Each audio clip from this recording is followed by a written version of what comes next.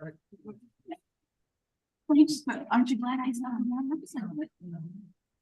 It's but no, but it seemed like it took a while. She got escaped. It wasn't like, I don't know, like. Yeah, I know. Good evening. I would like to call to order the November 14th, 2023 meeting of the Norwalk Common Council. The time is 7:31. If you'll please stand and join me in pledging allegiance to our nation's flag. And if you would remain standing after the pledge, please. I pledge allegiance to the flag of the United States of America and to the republic for which it stands, one nation, under God, indivisible, with liberty and justice for all. Thank you. If you please remain standing for a moment of silence. This past couple of weeks, we've lost three employees of either the Norwalk Public School System or the Norwalk City. One is Luca Fiola, who was a firefighter for nearly 20 years. Don Fabarik, who was a member of the Norwalk Library for 36 years. And Jeff Smith, who was the band director for Norwalk High School for many years as well. So if you'll please join me in a moment of silence.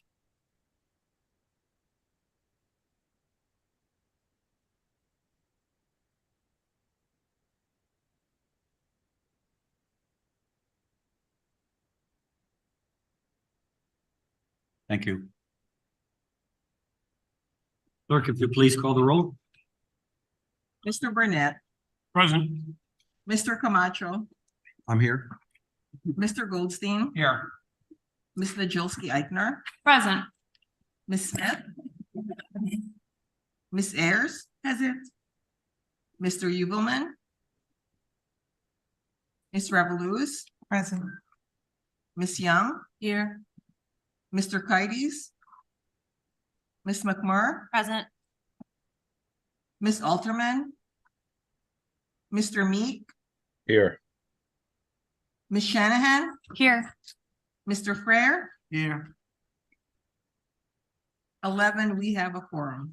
Thank you. First item on the agenda is the acceptance of the minutes. Regular meeting of October 24th, 2023. Do I have a motion? Ms. Shanahan, are there any corrections, deletions, or omissions? Seeing none, all in favor of the minutes as submitted? The motion carries. Next is the acceptance of the minutes of the special meeting of November 2nd, 2023. Do I have a motion? Ms. McMurray. Are there any corrections, deletions, or omissions? Mayor, Ms. Najolski Eichner. thank you. I was listed as in attendance, but I was not in attendance. That needs to be corrected. Thank you. Any further corrections? Seeing none, all in favor? Opposed? Abstentions? Abstention. Yes. Ms. Shanahan abstains. And Mayor, I'm also an absent. Oh, I'm sorry, Ms. Najolski Eichner as well. Thank you. Okay, next item on the agenda is public participation. If anybody's wishing to address the council, there's a sign-up sheet. Please know that you have 3 minutes to speak, and you have to speak about an item that is currently on this evening's agenda. So, Ms. Dixon? Betty Ball. Thank you. My name is Betty Ball, and I've lived in Norwalk for 35 years. I'm here to show my support for the proposed ban on gas-powered leaf blowers. As both a resident and co-founder of Skip the Plastic Norwalk, a grassroots group devoted to environmental protections. This ordinance will protect the health and well-being of frontline landscape workers and of all Norwalk residents, as well as wildlife, by reducing the amount of fossil fuel and greenhouse gases that are exacerbating climate change.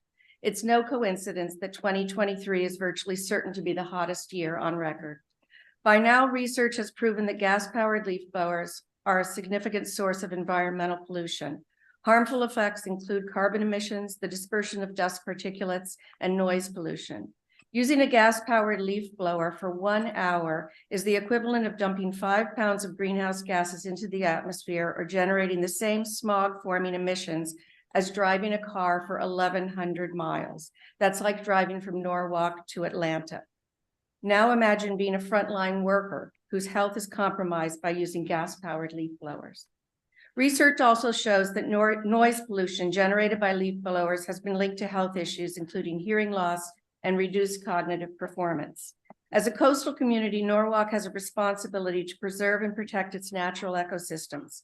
By passing this ordinance, we not only reduce our carbon footprint and make health a priority for workers and residents alike, but we also create a cleaner, safer, and more sustainable environment for every living thing. When the ordinance passes, STPN will use its resources to support a smooth transition until its full implementation in 2027 via messaging and education. Building on other successful initiatives, the ban on gas-powered leaf blowers will further polish Norwalk's reputation as an environmentally conscious city. Protecting future generations from pollution, whether it's plastic bags and styrofoam or gas-powered leaf blowers, makes our city attractive to individuals and families alike. Fostering a cleaner environment, preserving the tranquility of every neighborhood, and prioritizing our health are reasons to love where we live. Together, we can continue to build a greener, cleaner, and more sustainable community. On behalf of STPN and its members, I urge the council to support this initiative. Thank you. Thank you. Marty Dempsey.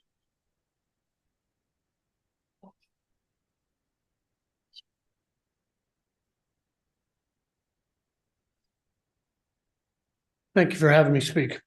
I'm going to talk to you, Mr. Mayor, that you have been at the Zoom meeting and the ordinance meeting, which a lot of misleading things have been said, but this ordinance is not ready to be voted on or approved.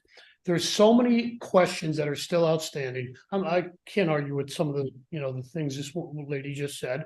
But what I can tell you is, they're worried about hearing. I get that. But what about the spine in your back from a 15, maybe 15 pounds more of weight from batteries and all that? The spine is not as important as the hearing. So there's a lot of issues with this, and it is not ready. The people who are here talk about landscaping, we're all going to talk about the same thing. The technology is not where it needs to be yet. Everybody knows that. And to do a pump the brake ordinance where let's just do it and then, we'll decide later, that's not fair to us. We're trying to run a business. We have everything going against us between pesticide. Nobody wants pesticide, but they want green grass. Nobody wants this, but they want their leaves and lawns blown. So, insurance for slip and falls, all this stuff is very difficult to do business in and around Fairfield County. So not saying that, down the road, we make changes with equipment. There's better equipment a lot of times. So over 35 years I've been doing it. There's better equipment. Okay. So we're willing to make changes, but this isn't ready yet. So, but I just want to read one last thing and I'll get out of your way here. I wrote an email to a woman this morning, asking her how everything went at the job we did yesterday, condo in Norwalk. I said we had 15 guys blowing all day long. We took out 11.5 tons of leaves. And she wrote back, it was amazing. I've never seen anything like it. Any complaints? Nope, no complaints whatsoever. People don't care. They want their lawns and properties to look good. That place is one of the biggest condos in Norwalk, up off Scribner Avenue. It looks beautiful, and that's what people want. So I think we have to slow this down and not push it when it's not ready yet. That's all. Thank you. Thank you. I think it's Jason. I can't quite read it. Jason or Jean Conte. Here we go.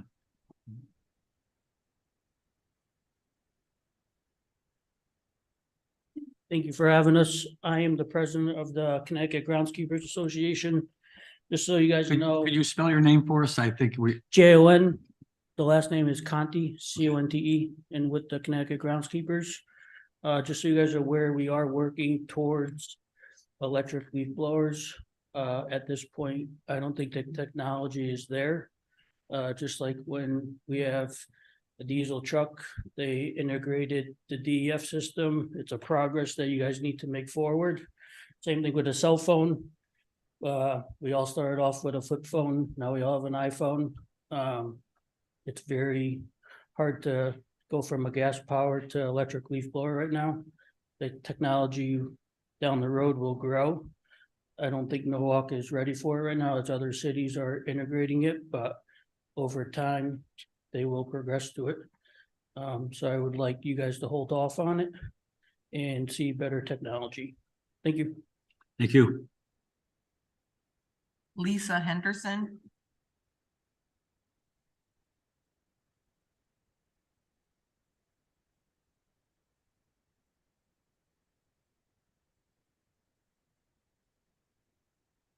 Thank you and good evening for allowing us to speak tonight. I'm Lisa Henderson, 21 Apple Tree Lane, Norwalk, and also business owner in Norwalk. I won't take up much of your time tonight as I've forwarded my comments via email to all of you today. I'm hoping that each of you read them and they'll be included into the minutes. I would also expect that no person be given any additional time to speak publicly more than anyone else given the allotted time tonight. During the ordinance committee meeting in July, there were individuals who were no more experts than many of us in this room who were allowed to speak in favor of this ordinance for an extended period of time. They were considered experts. There are many of us who are more expert. I'm respectfully asking the council to vote down this ordinance until technology dictates new equipment purchases, not a misguided ordinance. Businesses should not be forced to buy equipment. This happens when technology improves.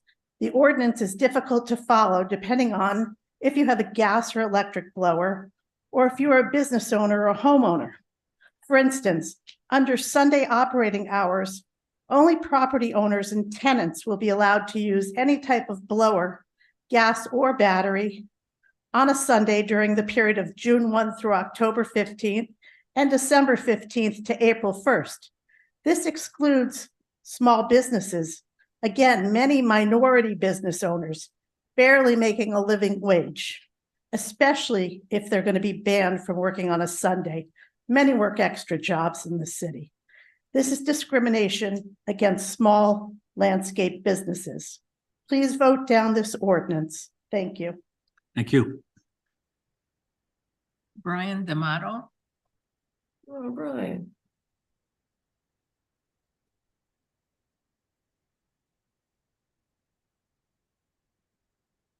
Good evening, Brian. How's the family? Very good. Mr. Rillen, how are you? Well, thank you. Thank you. Thank you for having us again tonight. I wrote an email, I never went through, I'm a longtime resident, 49 years, not only in my landscape, but my wife's also an elementary school teacher in Norwalk. This will affect a lot of us in this room and me personally, because my landlord won't allow us to charge electric blowers in his building.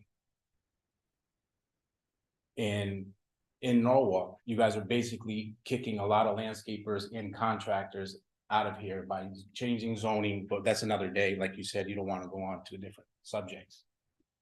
So all I'm trying to say tonight is think about what you're doing personally to a lot of business. I employ 17 employees in Norwalk. They're not out of town, they're in Norwalk. So what's that gonna do when they lose their job? Where are they gonna go? Right? So all I'm trying to say is just think about it.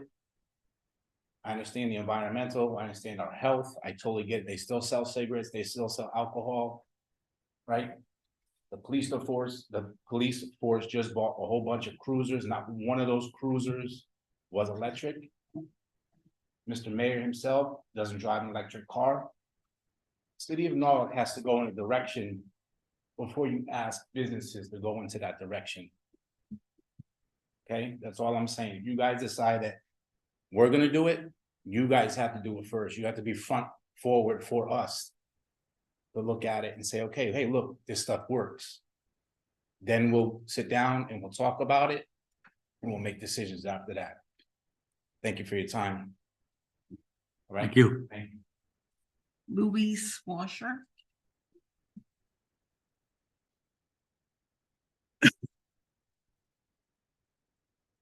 Hi, everybody, Mayor Rilling, Councilors, thank you for letting us speak tonight. My name is Louise Washer. I live on Silvermine Avenue in Norwalk for 25 years. I'm speaking tonight on behalf of the Norwalk River Watershed Association and its over 2,500 members and participants in support of the proposed ordinance to restrict the use of gas leak blowers. I'm here tonight because I've heard from so many NRWA members who care about this issue and really want to see action on the part of the city. We're also hearing from members who live in Ridgefield, which is at the very top of the Norwalk River, at the beginning of our watershed. They are also considering a similar ordinance. We're really proud of Norwalk and Ridgefield for being leaders on this issue, which is so vital to protecting public health and the environment. Most of us understand now that the noise, air pollution, greenhouse gas emissions of gas leak blowers are particularly harmful. It's estimated that one gas leak blower emits 300 times the pollutants of a pickup truck. We've all heard these, but we can't really exaggerate it. The pollutants include carbon monoxide, formaldehyde, benzene, hydrocarbons, particulate matter, and nitrogen oxides, which contribute to the formation of ozone. Our region here in Fairfield County experiences one of the highest levels of ozone in the country. An EPA press release from last June warns of our area's high ozone levels and cites a need specifically to reduce the levels of use of gas-powered lawn equipment on days of low air quality. Part of the problem is that 30% of the gas and oil that these engines use is unburned and released directly into the atmosphere. In 2020, fossil fuel powered lawn equipment emitted more than 30 million tons of carbon dioxide. To put that in context, it's more carbon pollution than 1 year than was emitted in the entire city from the entire city of Los Angeles in the year 2021. That's why California is set to enact a new law which bans the sale of gas-powered leaf blowers starting July 1st, 2024. The ban will help California achieve its goal of zero emissions from small off-road engines, or SOARs, by 2035. Some landscapers have argued that these restrictions will lead to adverse impacts on their business. I would argue that this change is already upon us. There's no turning back. There are several landscapers in our area that are already fully electric and are profitable. This ordinance gives landscapers almost 5 years to transition to electric blowers.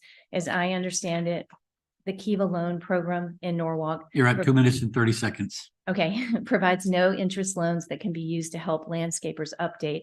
And the council has committed to taking a second look at these restrictions before September 1st, 2026 to make sure that battery life is expanding and is safe. This ordinance is in line with the transition already occurring in lawn equipment market, and we all recognize that the onus does fall on landscapers. And I just want to say, NRWA, we're already working to try to educate homeowners about the problems with gas leaf blowers, and we are doing more. 3 We're minutes. committed to it. Thank you. Betsy Wren.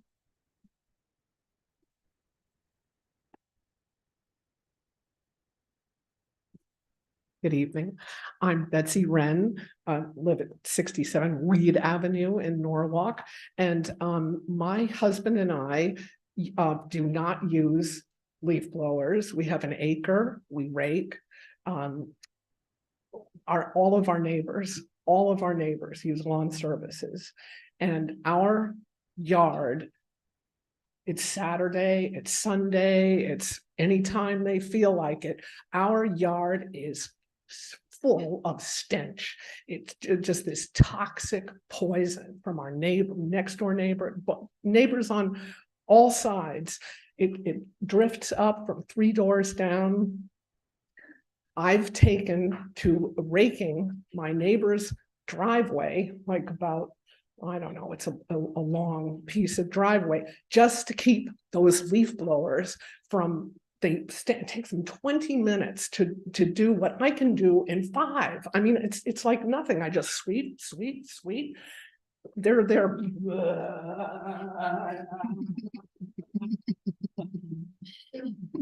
they blow the tops of the bushes, they blow wood piles.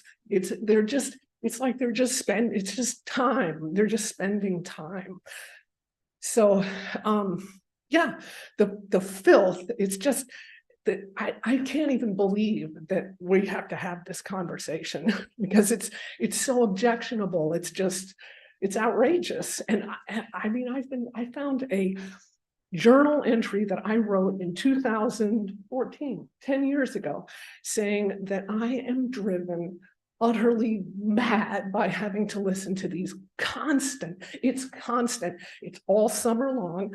We have a sweet little patio that we had installed. We can't use it. It's like, and we have to have music on, we have to have headphones, we have to make all, and I'm paying taxes. And my sister lives in Charlottesville. She said, come live in Charlottesville. Nobody uses leaf blowers here. It's quiet. And I'm thinking about it. I mean, it's the #1 problem in Norwalk, as far as I'm concerned. And there are rakes, and they work, and they're fantastic. And I'm 67 years old, and I can do my whole. 2 minutes and 30 seconds. I'm done. That's it. Thank you so much, even for considering this. It's a mental health issue as far as I'm concerned. Thank you. Eve, Burlett. Sorry.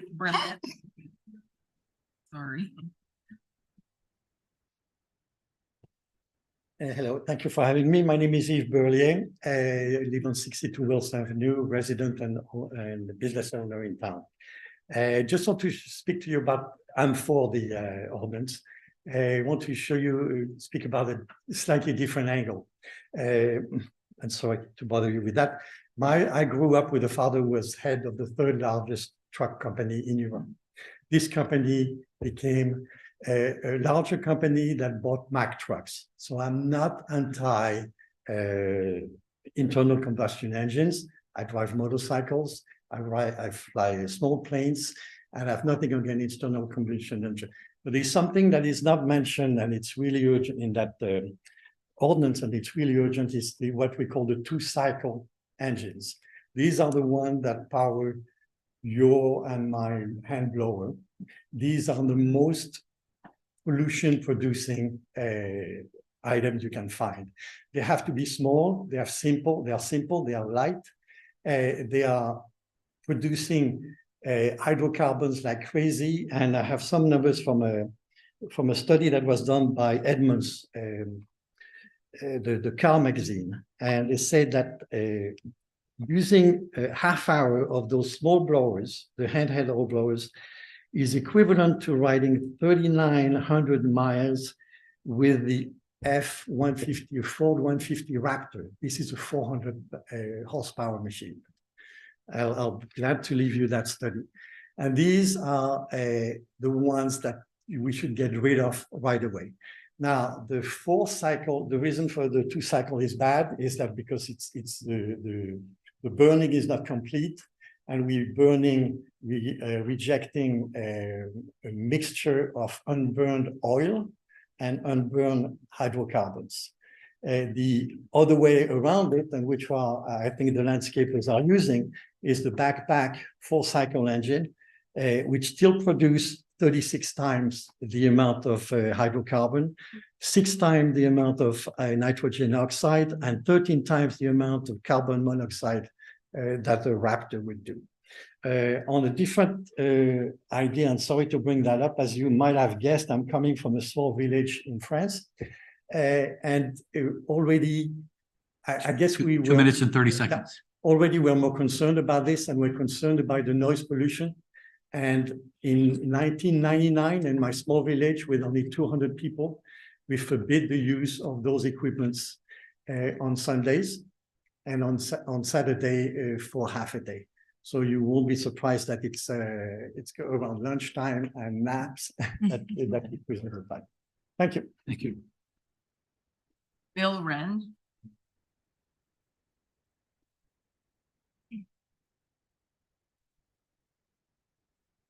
Good evening, everybody.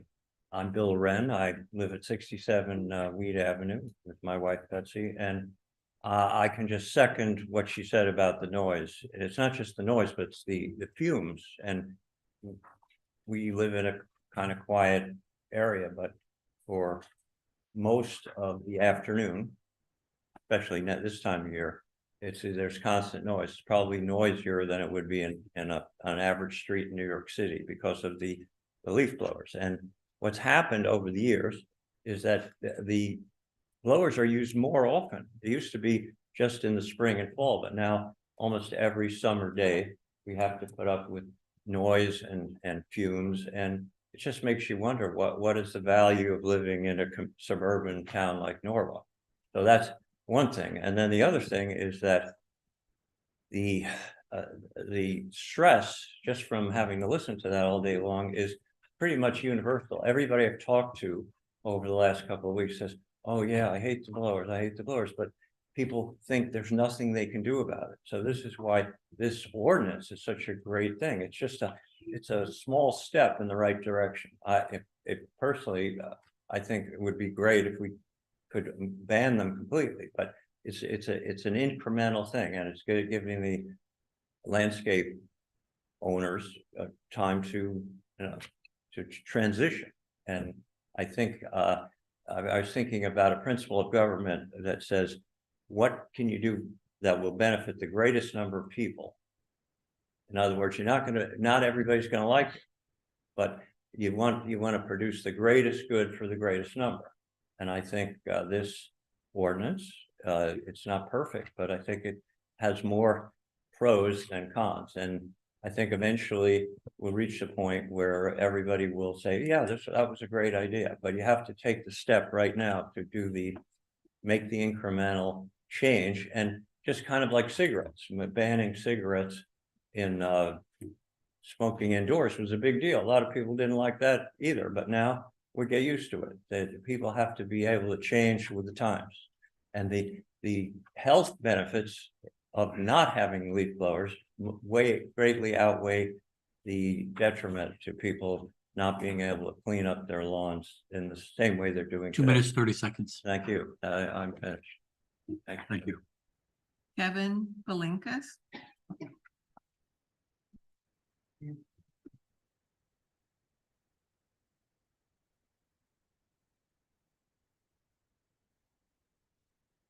Kevin Palinkas, 32 Perry Avenue, Connecticut Lawn Equipment Incorporated. Gas engines that we're using now are not the best in the world. However, they're the best that we have at the moment. The technology is not there to switch all of the equipment, backpacks and blowers, 2-cycle, 4-cycle, to battery operated equipment. The batteries are proven unsafe, brand new uncharged, when they are charged, when they're discharged, when they're being charged. The Norwalk Fire Department has problems putting those type of lithium batteries on fire. A family of 3 generations lost 1 person from each generation yesterday. Lithium battery, New York City. We don't know where the stuff is coming from. We want to recycle straws, plastic, bags, and everything. We have nothing set aside to where to store these batteries when they're no longer useful.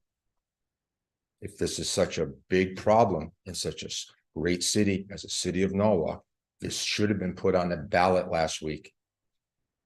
The mayor and all the other people that were voted in last week, this was just as important. If it is, unfortunately, there's not a big turnout here tonight. For all the people that supposedly knew about this, this is a poor turnout. There's only about 40 people here. Majority of the people want the backpacks to go.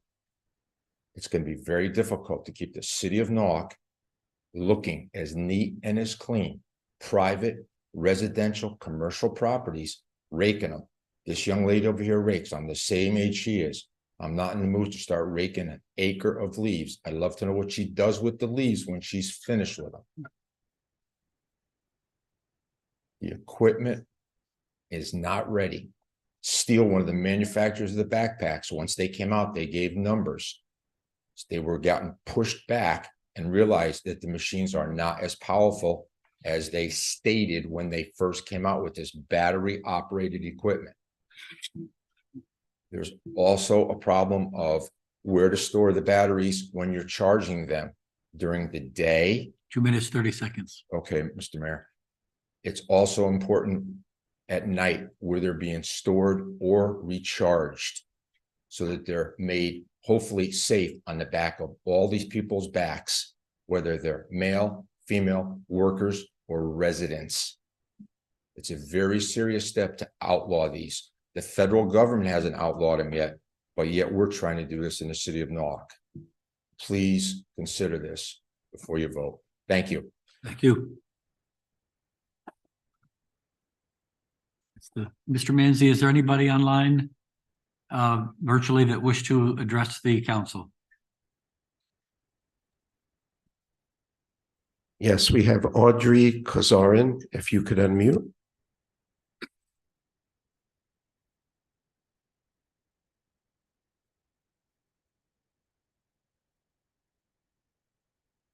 Hi, Audrey Kozarin, 19 Kendall Court. My husband is going to make a comment too, because we're using the same computer.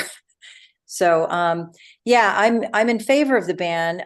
Listening to everyone, I had something else that I was planning to say, but one voice that I want to represent is the voice of nature. The leaves fall for a reason. They fertilize the soil. There's been a lot in the news lately about leaf blowers and also leaving the leaves, and I know that's been brought up before. Not every leaf is an enemy that has to be taken away. They provide nourishment for the soil that we depend on for the health of the planet, as well as overwintering shelter for small animals and insects. So this and the obsession with lawns, it's the #1 crop apparently in the United States is the lawn, which returns nothing in terms of food or shelter. So it just seems like if we can get some sort of education or some kind of information out there to people that they don't need to obsess over lawns. I'm sorry that the landscaping business may lose business or be compromised in some way. But discussing what the value is for our natural world is one voice, is nature doesn't have a voice. So I'm speaking up for nature right now, and I'm going to pass you along to my husband. Thank you, members of council, for taking an additional comment, sharing my wife's computer. My name is Serafino Carey. I live at 19 Kendall Court. I'm in favor of the ordinance conceptually. I would just like to address just a couple of quick points and then come up with a conclusion, if I may. On a standpoint of safety, it is correct. People have stated that batteries can be dangerous. However, if you truly investigate the topic, you will find that most of the incidents with batteries stems from poor grade batteries. Not all lithium ion batteries, which is the predominant technology, are created equal. You get what you pay for.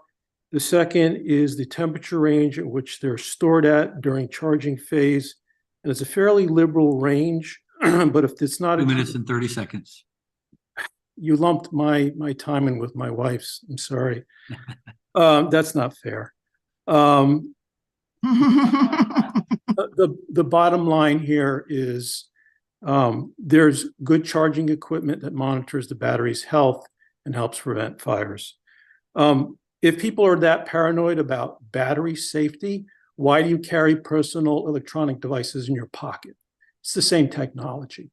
And the reason why they don't explode in your pockets is because the batteries are high grade and they have sophisticated charging mechanisms that monitor them. So please keep that in mind. Technical innovation. This is an industry has a lot of dollars involved. And quite frankly, where there's money to be made, industries will respond. Worker health has been discussed. Technology pace is very rapid. Solid state batteries are on the horizon and they will change the equation dramatically. In the interest of fairness, I've given you an extra minute because both of you were speaking. So thank you. I appreciate that. Thank you. Diane Laricella, please unmute.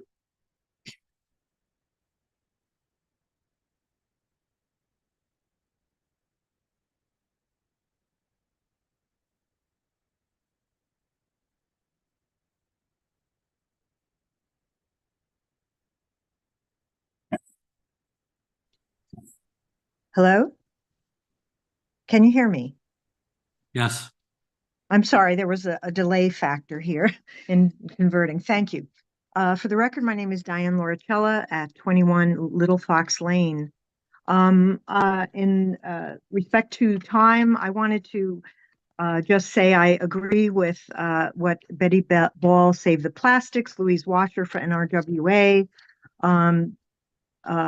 and especially what Serafino said, Audrey, and some of the other speakers about feeling a need to move this particular ordinance forward. I wanted to thank the council and the city for spending the time that has been spent. I do think, though, there might be a need to put this on hold briefly because I do not see enough wording in the ordinance about the concerns about lithium batteries. I did some research about that very tragic death of the family, 3 members. There are problems with the fact that so many in New York City are using the small engines with non-UL listed or certified batteries. And so I'd love to see some wording, and maybe they could just pass this and then amend it. I highly recommend there be some wording that states the type of battery that is expected to help not only the landscape companies, but also the safety of workers, so that the charging issues, and we did ask that the fire department and fire marshal's office weigh in on this. I'm not aware that they ever did. It was something that I requested over several different public hearings. I do want to say that in the same the same genre as many of your non-lapsing funds that you are voting on tonight. And of course, I do hope there will be a very well done accounting of all of these funds, that we have an associative educational forum. And I too stand as a member of Newark Zero Waste Coalition to help educate the public. But I do want to say possibly we could add, I think the Kiva program is terrific. Maybe we should all afterwards consider a non-lapsing. 2 minutes and 30 seconds, Ms. Laricella. I will wrap up. A non-lapsing fund for helping many of the small businesses. I also wanted lastly to say that the only thing I think needs more work is, I think it's XX-5-B. It states that impervious surfaces, one can use leaf blowers at any time within the realm of the council. So I think that should be changed. I don't think that is correct. It should not be allowed. Thank you. Anybody else, Mr. Manzi? Yes. Dan D, if you can unmute.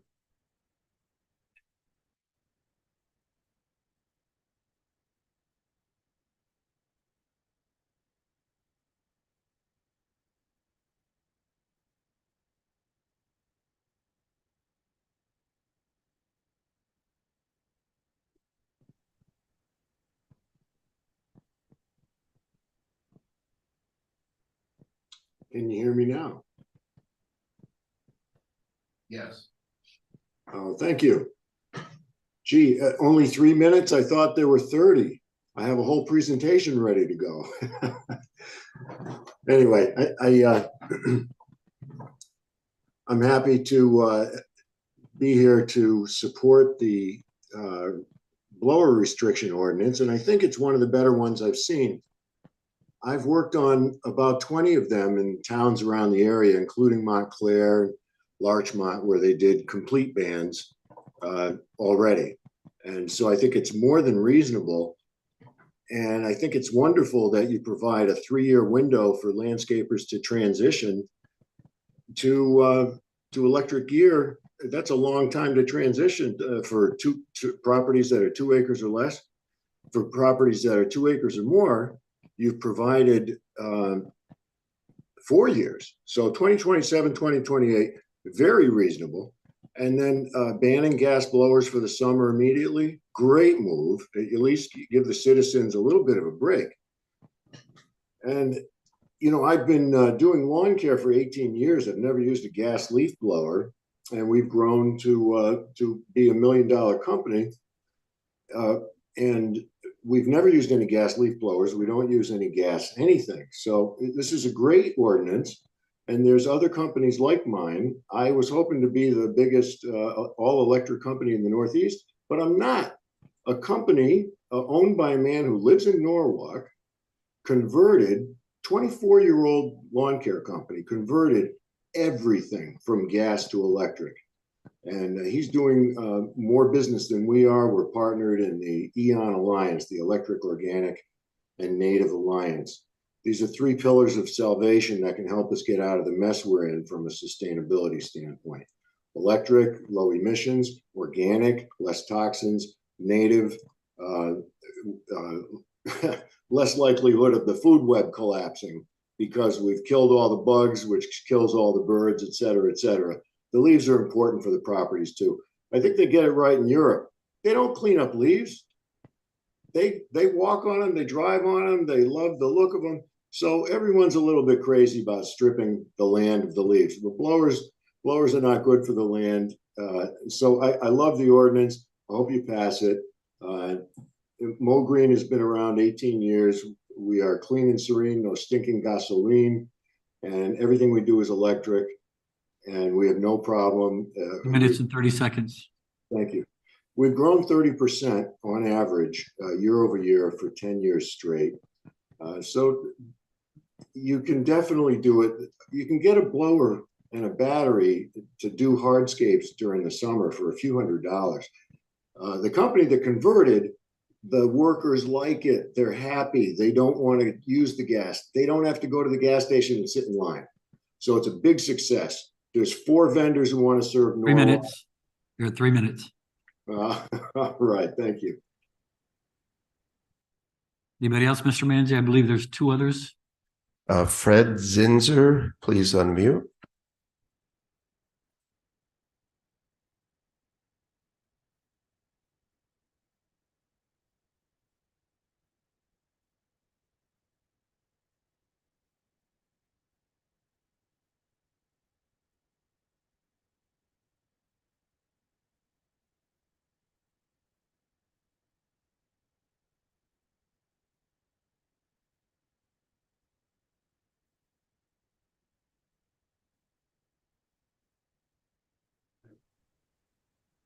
Can you hear me? Yes, we can. Okay. So I sent in a copy of my comments to Ms. Dixon earlier this afternoon, but just to run through them, I'll try and do it quickly. So by way of background, I've lived in Norwalk for 50 years. I'm 75 years old. I've got a little less than a half acre on June Bar Lane. I cut my own grass, and I use a backpack blower to pick up my leaves about 4 times a year.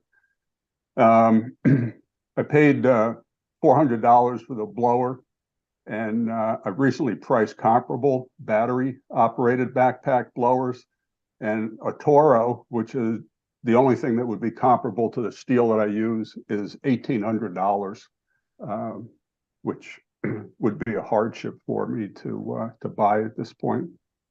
So participating in some of the hearings in the when this was in the ordinance committee, I became curious. I wanted to see what other towns in this area were doing.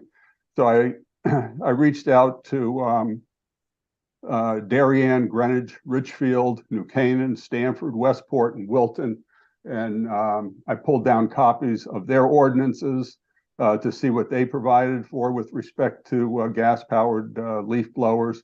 I also reached out to the ordinance committee's counterparts in those towns, and they were very clear. They have no intent to ban leaf blowers.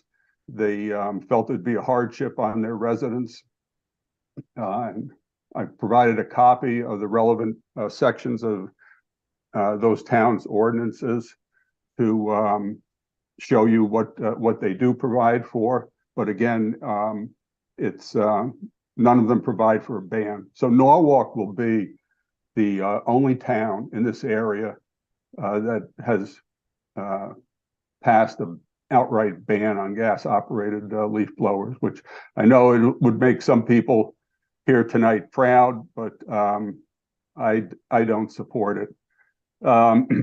I've heard from people that gas-powered leaf blowers create noise that damages hearing. I can only say that if one follows the manufacturer's instructions, recommendations for wearing noise protection, it will not cause a hearing impairment, and it certainly, the leaf blower won't damage a neighbor's hearing in the next yard. 2 minutes and 30 seconds. Given the negative on lithium batteries, I called the fire marshal. I asked him what he thought about it. People charging these things in their garage. He said they're safe if you follow instructions. That's not very comforting because there's a lot of people out there that don't follow instructions, and the price that they would pay is that their house is going to catch fire, the family is going to be killed or injured. So you're at 3 minutes. Okay, thank you. I don't see anybody else online. Okay, and we have, there's no other list up there with anybody? So we'll close public participation. There are no resignations or appointments tonight based on the timing of the year. For mayor's remarks, I just have a couple. First of all, tonight would be the last night for several of our council members that have served diligently. One is Mr. Ed Camacho, is not seeking re-election. David Hooverman, the same. Diana Revolus, the same. John Kides, the same.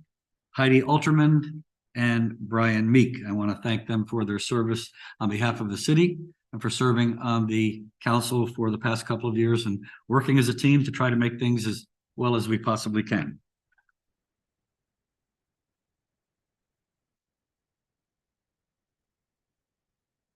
So earlier today, I was proud to share the information that Norwalk scored 100% on the Human Rights Campaign Foundation Municipality Equality Index. An assessment is a nationwide quality assessment that rates the inclusion laws, policies, and practices that serve and support the LGBTQ plus community in over 500 cities. We know that we have a very diverse city, and that is one of our greatest strengths. And so I'm proud that we were able to achieve 100%. Revaluation, in case you haven't heard, tomorrow night is the informational session on Norwalk's 2023 revaluation project. It will take place at 7 p.m. in a community room. It'll also be held virtually via Zoom. The informational session will include a presentation on the goals of the revaluation, the steps that were taken to collect the data, the market analysis, and how the real estate market has changed since 2018 reval.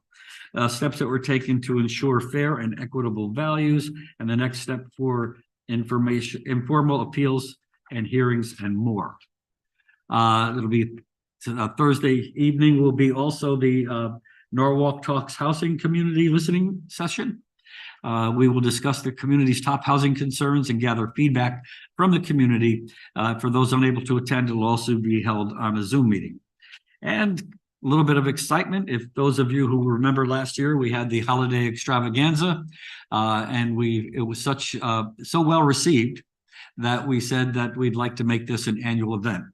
Well, so this year, November 25th, from 3 p.m. to 8 p.m., it'll be on Washington Street. The next Saturday, the 25th. The festive event is an exciting way for our community to kick off the holiday season. The event will include many family-friendly holiday activities, including a holiday market, arts and crafts activities, games for all ages, a meet and greet with Santa, and a tree lighting ceremony. And I'm sure there'll be lots of entertainment. So if you can get out, I think you'll enjoy it. If you didn't come last year, you missed out on a lot. So come this year. Mr. Burnett.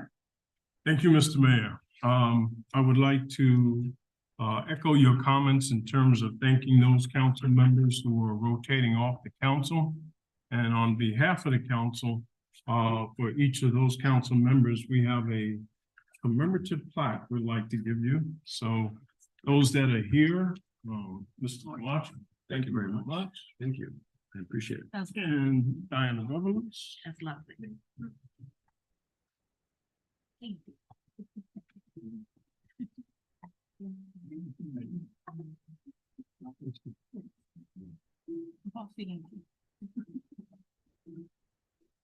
Thank you, Greg. Thank you.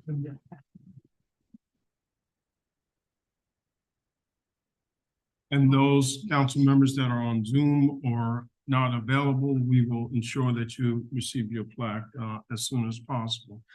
I also like to thank the council for all of your support during this past year as I served as council president, especially the committee chairs, because they work very hard in terms of making sure that the items that are addressed here at the council table are fully vetted, and they work with the city staff to ensure that all of the issues are addressed and handled well, and they present each of those items to the council before we bring those items to the table. So I'd like to thank the committee chairs for the past year, David Hooverman, Barbara Smith, Darlene Young, John Kites, Lisa Shanahan, Jen McMurr, and Nicole Ayers as council chairs. So thank you very much for your service and your leadership.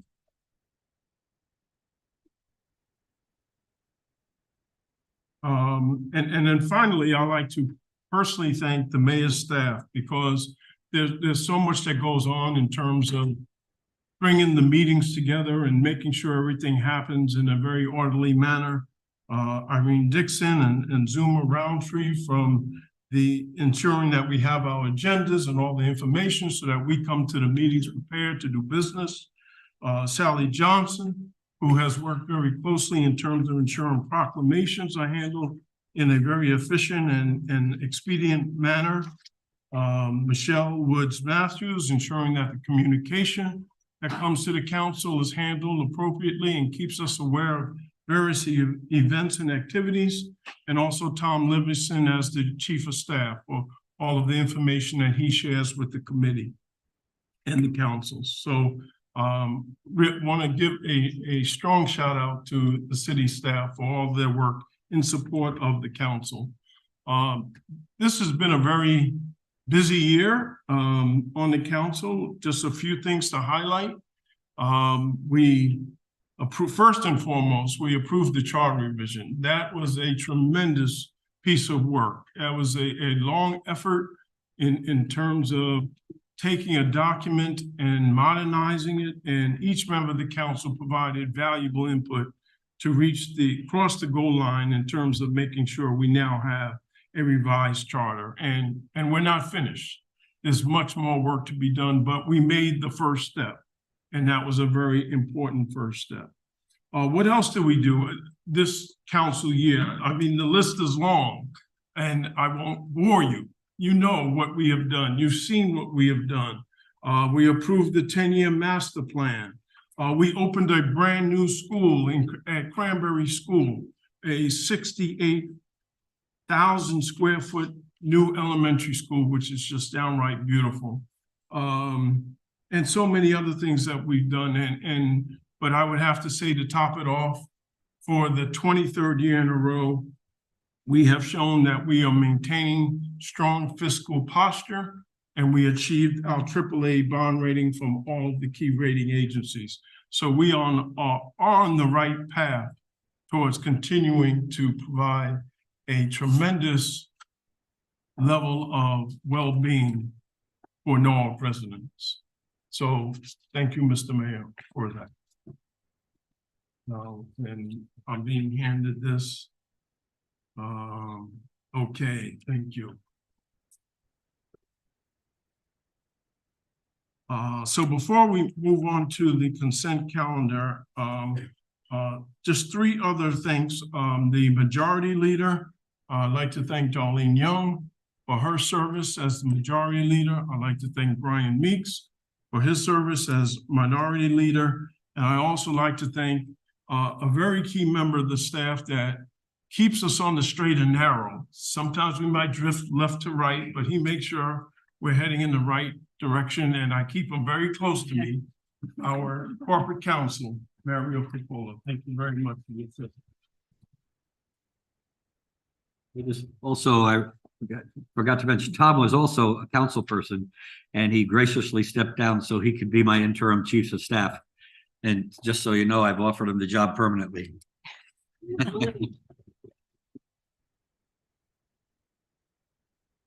So with that, we will now move to the consent calendar, which will be read by Councilmember Nora Najolski-Eichner. Thank you very much, President Burnett. Item 7A1, authorize the mayor, Harry W. Rilling, to execute the renewal contract with the Connecticut Partnership Plan for Health Insurance Coverage effective January 1st, 2024. 2, authorize the mayor, Harry W. Rilling, to execute any and all documents and agreements necessary to accept grant funding under the Department of Justice, Office of Community-Oriented Policing Services, FY23 Micro Grant, Community Policing Development Solicitation. 3, authorize the Chief of Police, James Walsh, to execute any and all documents and agreements as may be necessary to implement the Department of Justice, Office of Community-Oriented Policing Services, FY23 Micro Grant, Community Policing Development Solicitation. 4, authorize the mayor, Harry W. Rilling, to execute a contract with Russell and Dawson, Inc., not to exceed $24,000 for structural engineer and administrative services on the Station 3 apparatus floor replacement project. Account number noted. 7B. This first item is consent to table. Mr. President, do you want me to read the item or merely note that it's consent? Yeah, consent. Yes, if you consent to table and read out. Okay, thank you. Item 1, authorize the Comptroller's Office to create a non-lapsing special revenue fund account to receive funds, sponsorships, and donations from neighborhood cleanups that can only be used on future or current neighborhood improvement initiatives. And again, that's consent to table. Item 2, authorize the chief building official to purchase 20 garbage can sets from Recycle Away LLC via sole source procurement in the amount of $53,992.40. Account number noted. Item 3A, authorize the mayor, Harry W. Rilling, to execute an agreement with ARC Sound Stage Lighting for purchasing project 4323 stage lighting and sound services for Norwalk holiday events for a total not to exceed $30,000. Account number noted. Item 3B, authorize the Business Development and Tourism Director to issue change orders on the contract for a total not to exceed $3,000, 10% of the total contract cost. Account number noted. Item number 4, which is also consent to table, authorize the Comptroller's Office to create a non-lapsing special revenue fund account to receive funds, sponsorships, and donations for special events that can only be used on future or current special event expenses. Item 5, authorize the Comptroller's Office to create a non-lapsing special revenue fund account to receive funds, sponsorships, and donations for the Arts and Cultural District and the Arts and Cultural District Commission in accordance with the City of Norwalk Ordinance, Chapter 17A, Arts and Cultural Commission. 7C, 1, authorize the mayor, Harry W. Rilling, to execute any and all agreements, documents, instruments, or amendments with the University of New Haven as may be necessary to allow for students in the university's graduate and undergraduate programs to be placed at the Norwalk Health Department for internships and student learning opportunities. Item E1, report of the Claims Committee dated November 2023. Item 2, for informational purposes only, narrative on tax collections dated November 2023. Item 3, for informational purposes only, monthly tax collectors reports dated October 2023.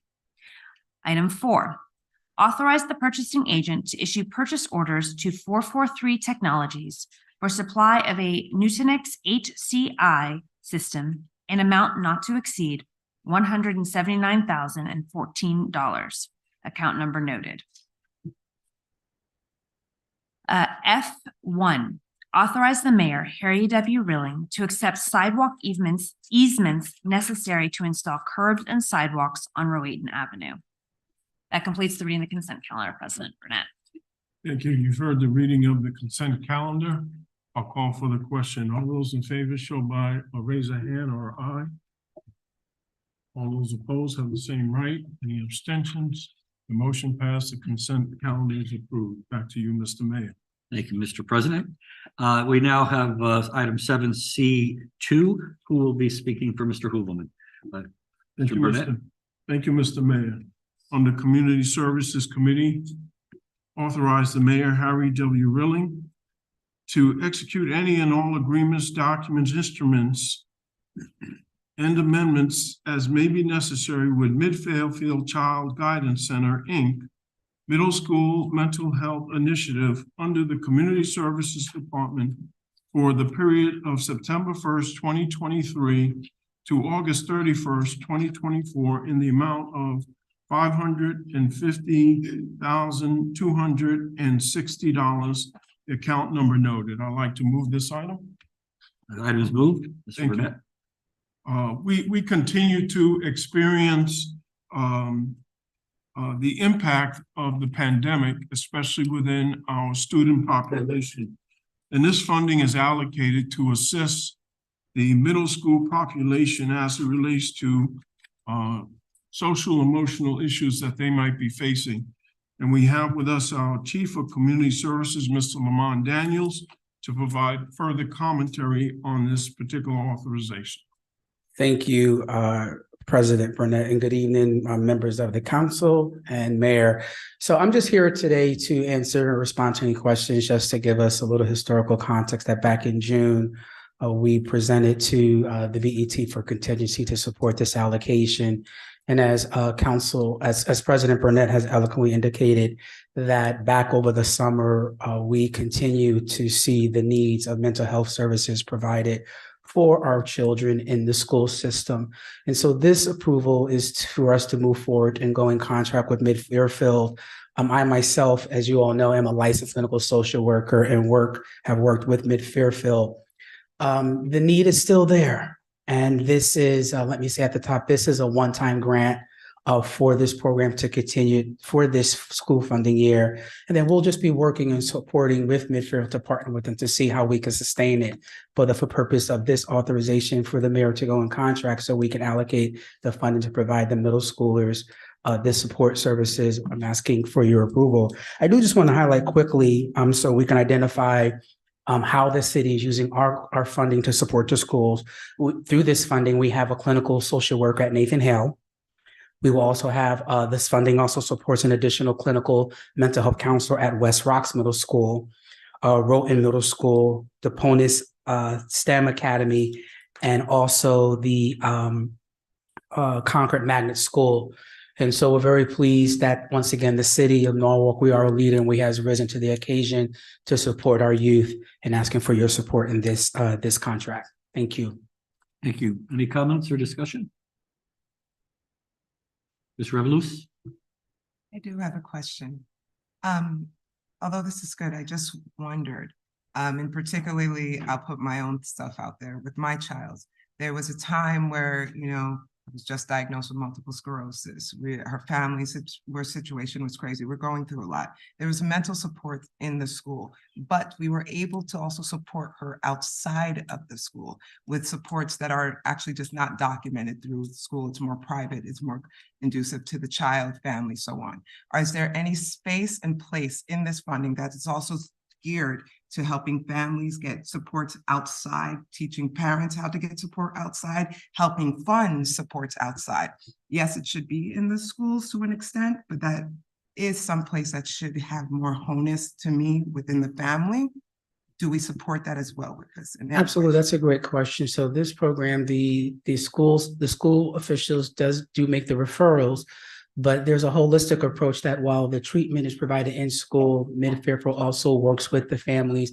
And the goal is to provide short-term support and counseling with the understanding that we do want to make these referrals into the community. And so there's a continuum of care model that we want to connect our children and the families with these services. And I also want to point out that a part of this requirement that our department is always really emphasizing that and shout out to Mid-Fairfield that through this particular middle school initiative, they have been able to hire both bilingual English, Spanish, and both bilingual Haitian Creole. So again, we're speaking with families in their native language so they can provide the services, but also encourage them and help them navigate community resources. Not only do I appreciate that, and extending to what I just said, the representation in the outside, like for example, in working with Stanford Hospital, we're dealing with a lot of professionals that are Haitian coming to the Haitian community, for example, right? Like, so do we also have an extensive representation of professionals that gear to the family as well, like a Haitian psychiatrist for a Haitian family, for example, just using that for example. Absolutely. We're always looking, it's very difficult, but most certainly working with families to help them feel the most comfortable. That's always a goal of ours. And sometimes we're successful and sometimes we're not, but that is a goal of ours to identify families so they can, be treated in their own language. Okay. I appreciate it. Thank you. Further comment, discussion, questions? Seeing none, Mr. Meek, I'm sorry. Yeah, I'm sorry if I missed this. Is this an ARPA account? No, sir. Okay, thank you. Anything further? Okay. Mr. Meek, your hand is, okay. So seeing no further questions or comments, all in favor? Opposed? Motion carries unanimously. Thank you so much. Have a great evening. Thank you, Mr. Daniels. Next item is item 7D1, Ms. Shanahan. Yes, thank you. So I would like to move to approve the new ordinance on the leaf blowers, Your Honor, and I'd like to make some comments regarding that. Ms. Shanahan moves the item, and Ms. Shanahan, you have the floor. Thank you. During the COVID shutdown, we received dozens of complaints about the constant roar of leaf blowers disrupting the work, schooling, and lives of our residents. Isn't there something you can do? We were asked. Our residents' quality of life is being deeply disrupted by these noisy machines. These complaints continue to this day. The Ordinance Committee researched the impact of gas leaf blowers on the health and safety of our residents, our workers, as well as possible alternatives to their use. We spoke with our DPW and Rec and Parks departments to learn their thoughts regarding the transition to electric technology and to pick a timeframe that was realistic within their capital budget needs. We spoke with landscapers to listen to their concerns. We invited health and environmental experts to come speak to our Ordinance Committee to provide scientific data as to the health dangers posed not only by the noises these machines create, but also the exposure to toxic fumes emitted by their two-stroke engines. It turns out that these machines generate large amounts of carbon dioxide, which is the leading driver of climate change. We also found that we're not alone in addressing this concern. Many cities and states are restricting the use of these noisy and dangerous machines as well. California is imposing a ban on the sale of new gas-powered leaf blowers in the next year, and many cities in our vicinity are imposing seasonal restrictions on their use as well to establish transition periods to move to electric. Oftentimes, when one finds that a machine is a toxic source of pollution, there aren't viable alternative machines posing less risk. In this case, we are lucky there is an alternative, which is electric leaf blowers. I invite our citizens to learn more about this quickly improving technology by reading the Consumer Reports article by Paul Hope that was dated May 16th of this year, in which he reports this. At first glance, it might look like a draw, with electrics outperforming gas in many tasks, but gas acing it in key areas like sweeping and loosening. But when you look more closely, electric is the clear winner. That's because while gas models as a group do well in few important tasks on average, there in each instance also are a few electric leaf blowers that match or beat that performance. In contrast, no gas models are quiet by any stretch, and the best electric leaf blowers we've tested match or beats the best gas models in every single test we conduct. The only case made here for gas relates to charge times and run times for batteries. But keep in mind that batteries for leaf blowers we've tested charge to 5 to 48 minutes and work in an average of 94 minutes. That's a pretty strong case for electrics. What's more, they're also better for the planet, better for your ears, and over time, they're probably better for your wallet too when you factor in a gas model's lifetime cost of gas, and in some cases, oil. Consumer Reports is a well-regarded source that conducts independent and unbiased tests of equipment. We've heard a lot about the safety of mining lithium and the lithium batteries themselves.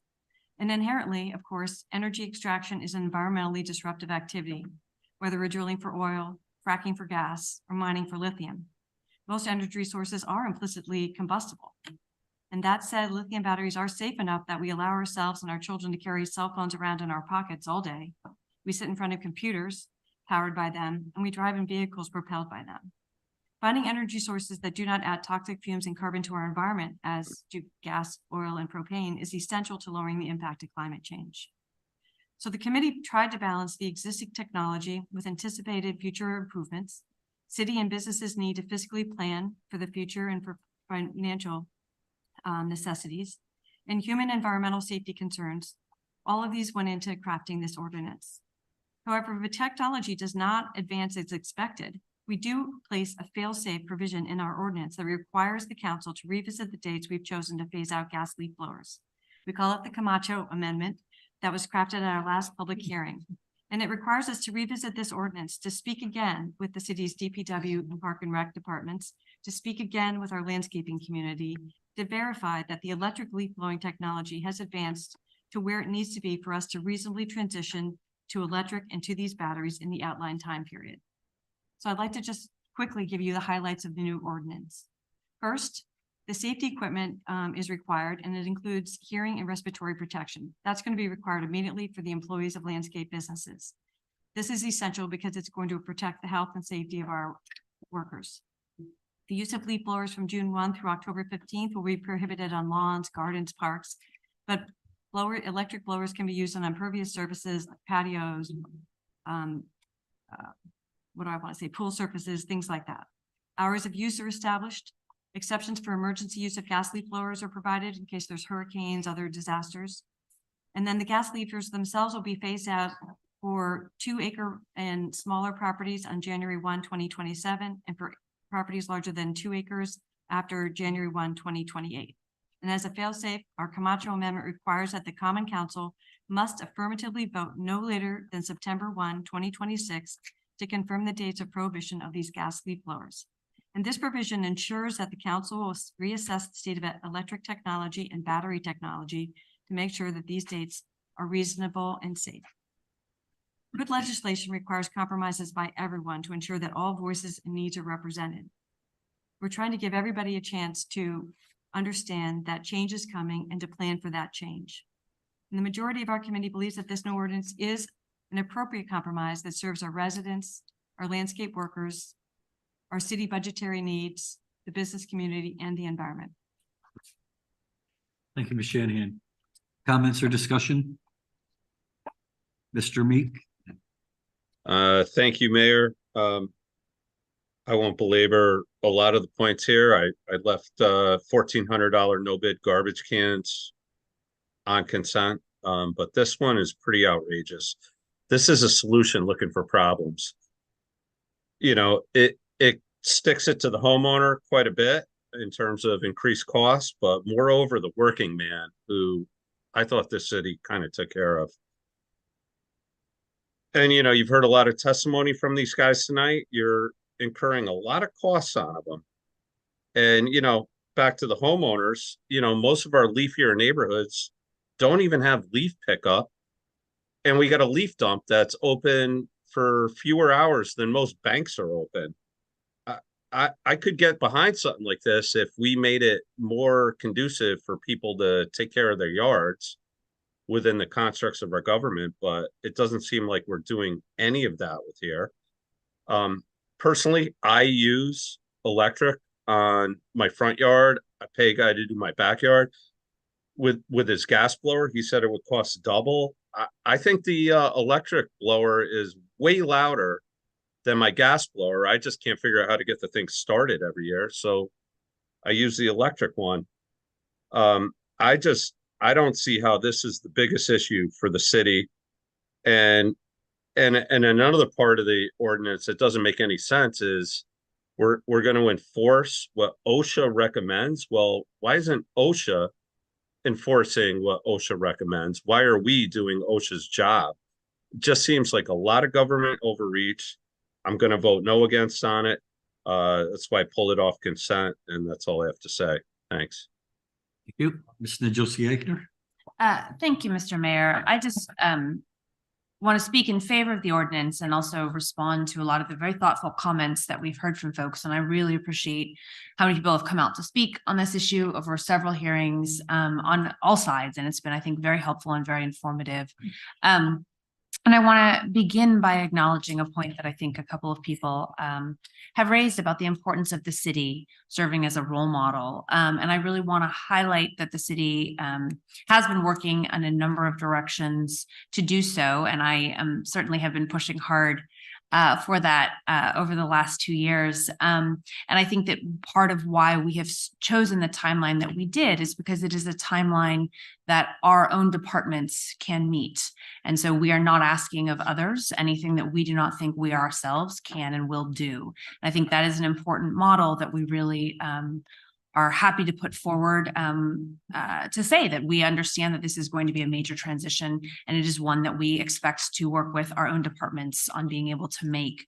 And similarly, I think some good comments that we received in relation to health and safety caused me to reach out to our Department of Public Works and ask them, are we making sure that our contractors who are milling our roads are wearing their safety protective equipment when they're doing so, when we're doing other dirty and tasks that could potentially pose health risks? And I encourage anyone, if you see Norwalk City contractors not wearing their protective equipment as they should be, to please file a complaint. Let us know about that. Call the complaint line and let them know, because they absolutely should be. So we do take very seriously our responsibility to be models here in the city. And we are certainly eager to make sure that we are providing our health and safety and protective equipment for all of the tasks that we do that could be impacting of people's health. I also want to acknowledge Mr. Meek's comments on composting. This, again, is another conversation that we are actively engaged with in the city. How can we expand our ability to compost our own leaves? How can we figure out ways to make use of these resources if we want to, preserve our leaves and use them in effective ways to further our ongoing work to more organically landscape our parks? We're going to need more compost to do so. We have an opportunity there for synergies. These are conversations that are ongoing and being explored. So I think we're taking very seriously the challenge that you all are posing to us to walk the same walk that we're asking other people to walk. And I really look forward to working with everyone and hearing more community ideas about that over the next few years. And I know that the mayor has been proud to say that Norwalk is going to be the greenest city in Connecticut. And I think that's a challenge that we all take very seriously to work towards. Similarly, I want to really emphasize the importance of safety, which applies to gas as well as to lithium, right? We don't store gas in our homes.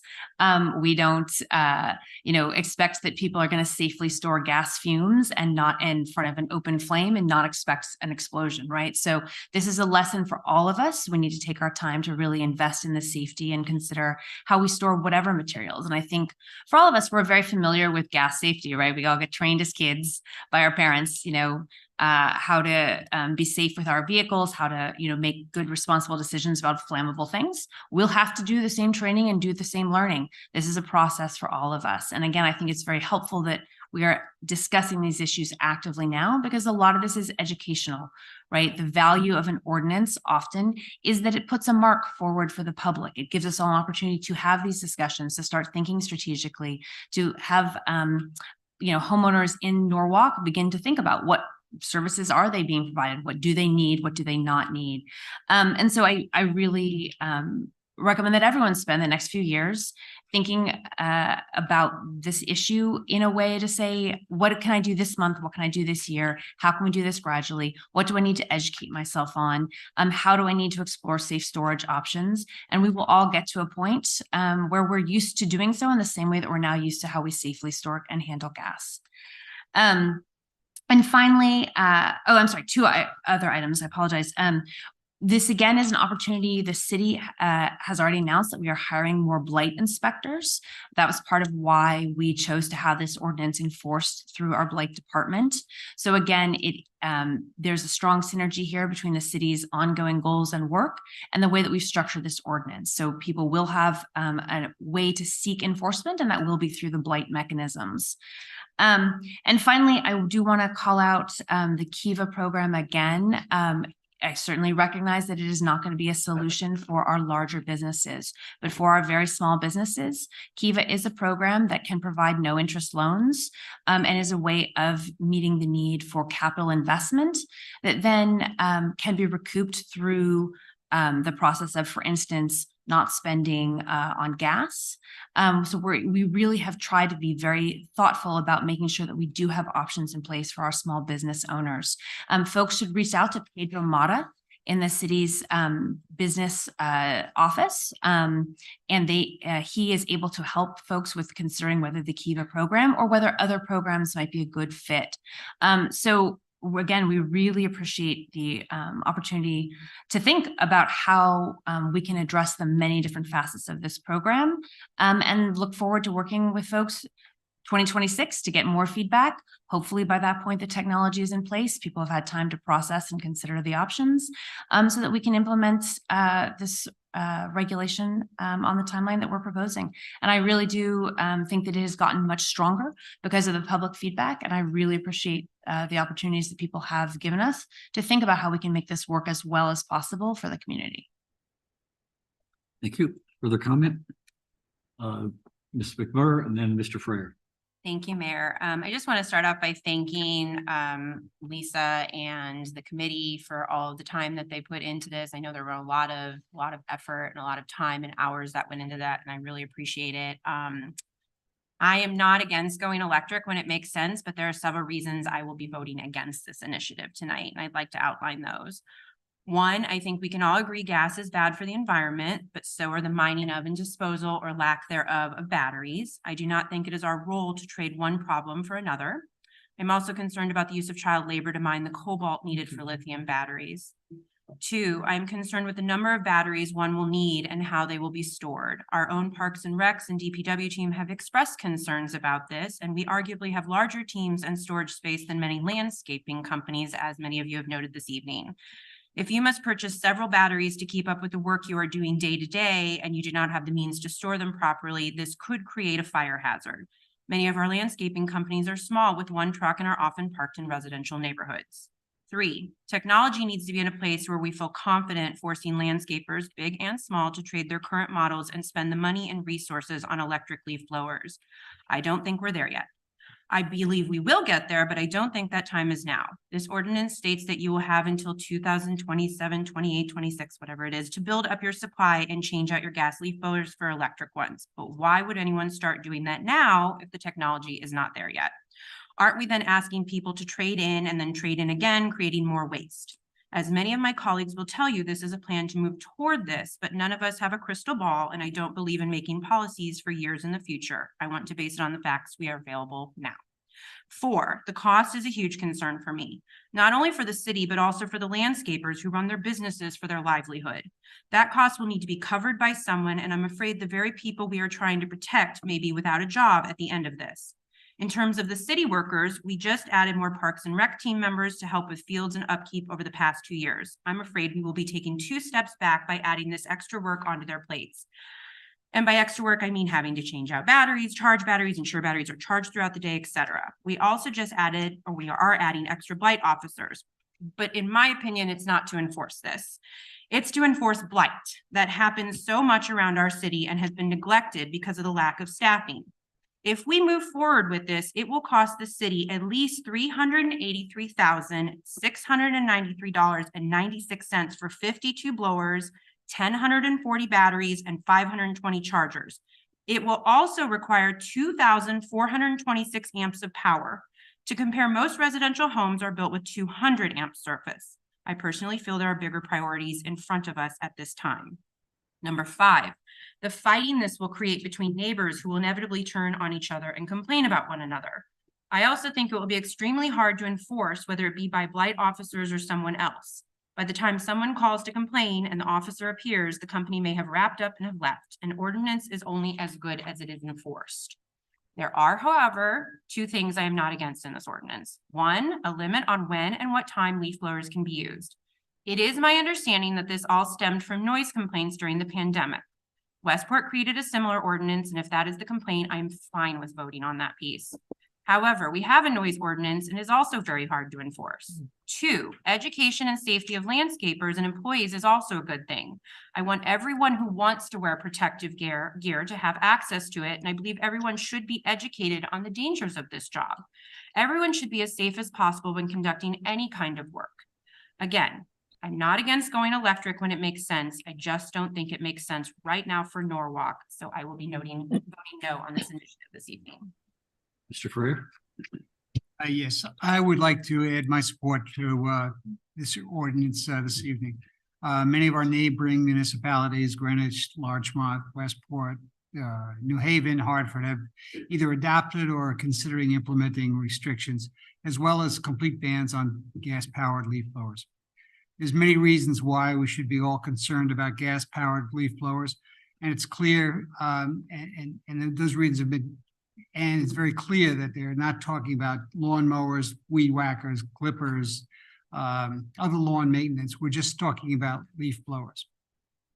In committee meetings and public hearings that we've heard from industry experts on the evolving power and quality of electric alternatives to gas-powered blowers over the course of the year.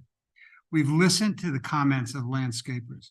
We've concerned about the especially those that are concerned about the economic impacts to their livelihood, should the technology not be up to the test.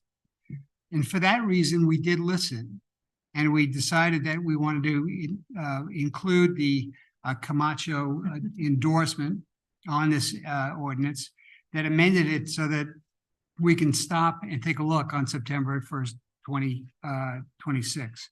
If the technology is not there, then we can spread this out a little bit longer. In addition, we met with landscapers and we did get their input, and we suggested working together to help them transition to new technology. Whatever we can do to make that transition more easily, including possible funding for new equipment.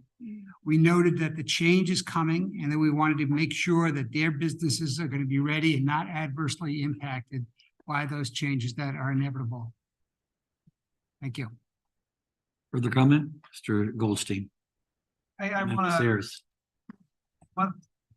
to thank my colleagues, both who have really, especially Lisa, who has put an enormous amount of work, and Jim and city staff who made an enormous effort here. Since I've been on the ordinance committee and I feel like I've seen this from start to this point, I think it's important to address, and I recognize actually a lot of people in the audience who were at our ordinance committee hearing that happened in July. And I think it's important to touch on that meeting because, for lack of a better term, you kind of saw the sausage getting made. And we took a lot of those comments, and out of a lot of legitimate concerns and comments came what Councilman Camacho amended and made, I think, this ordinance better, because it really dealt with two things at the same time. First is, I do plan on voting in support of this ordinance, as I did in voting to take it to public hearing. And one of those reasons is because if we vote in support of this ordinance, no one can walk out of here and say, we've banned leaf blowers tonight. And the reason we can't do that is because the council will be required to affirmatively vote in a few years whether the ban is going to be in effect. So if we vote tonight, there is no effective ban that's going to happen because we have to vote again. And that's in response to the concerns that industry and the landscapers here have, and people in the landscaping industry have laid out to say, I don't believe that I can safely maintain and have the technology to run my business with a purely electric model. We respond to those concerns by adding this provision in, and I think that helps deal with those concerns so that if a future council in 2026 believes that the technology isn't there yet, those concerns can be addressed and dates can be pushed out if necessary. And that's I think that's an incredibly important distinction, and I think that's some of the large focus of the debate tonight about the phasing out and the ultimate prohibition of gas-powered leaf blowers. Tonight's vote really isn't about that. What it's really about are the provisions that don't seem to be controversial at all, which is the hours of operation and the season. Those are the only things that really are going into effect if we vote this into support tonight. And I haven't heard one person make a public comment against those things. So as far as I see, we're sort of waiting and seeing about the technology itself and whether the ultimate prohibition would take place. This vote tonight is primarily about the things that don't seem to be very controversial at all. So for those reasons, and I thank my colleagues for working so vigorously on this issue, I will be voting in support of this ordinance. Ms. Harris? Thank you, Mr. Mayor. I would like to also acknowledge the work of the ordinance committee as they have brought this forth to the whole council. I have some very serious concerns. The impact of this ordinance on the everyday worker, I do not think in local businesses, I do not think has been laid out correctly. We need to do more work engaging all residents that are affected by this ordinance. And it is my opinion that the committee, even though they have made efforts, have fallen short in engaging all community members. We cannot promote a greener community at the extreme cost of small businesses. I've often heard tonight the reference to the Kiva loan. Let us be honest and transparent to our constituents. The Kiva loan is not for every business. Most businesses will not be eligible for the Kiva loan. Those individuals who work for themselves, who may not have an established business and may be doing landscaping or other things using leaf blowers as a secondary income, will not qualify for the Kiva loan. Council people, we have no way currently to give extra money to anybody in need that do not qualify for the Kiva loan. I have also heard a few of my colleagues mention what they are entitling the Camacho Amendment. 2 years in the lifetime of a business can be detrimental. It was said that it is a fail-safe, but rather is a safe way to fail. Businesses, particularly small businesses, do not have 2 years to wait to see if something is going to work or not work, when many businesses are functioning from quarter to quarter. This ordinance came out of noise, but if we are honest and truthful, there are other neighborhoods in our city that are also dealing with noises, but we did not make any special ordinances for those communities. Funding, where is it? We have no way of funding or helping to fund people to transfer from gas to electric without saying that something might possibly come. Any person that owns a business and has any background in risk management will know that it is a poor statement to say when funding comes. You cannot do risk management. You cannot tell your children when I get paid, they're going to be hungry tonight. Unfortunately, you do not have my support for leaf blowing. You do not have my support for the things in which I have listed, but you also do not have my support because, again, I think we did a poor job reaching out to those people who are directly affected. And those are not necessarily the landowners, nor are they the business owners, but they are the day workers that work for landscaping companies. They are those individual people who may not have a team of people. It might be a son and a father. It might be a family. I do not think we have done our due diligence, and it's a disgrace to our community to push this ordinance through. We could have waited to work on it, heard more testimony, figured something out, but we decided to present it today. And because of that, I will not vote for this ordinance. Mr. Camacho? This ordinance has the potential to be super expensive for the city of Norwalk and really harsh on small companies as well. the bigger the company, ironically, the more investment they have to do to a transition from a gas blower to electric at a pretty significant expense, and the small business owner or the one person operation is going to have a difficult time as well purchasing equipment to do the job that they currently do with the gas leaf blowers. But it is inevitable, I think, that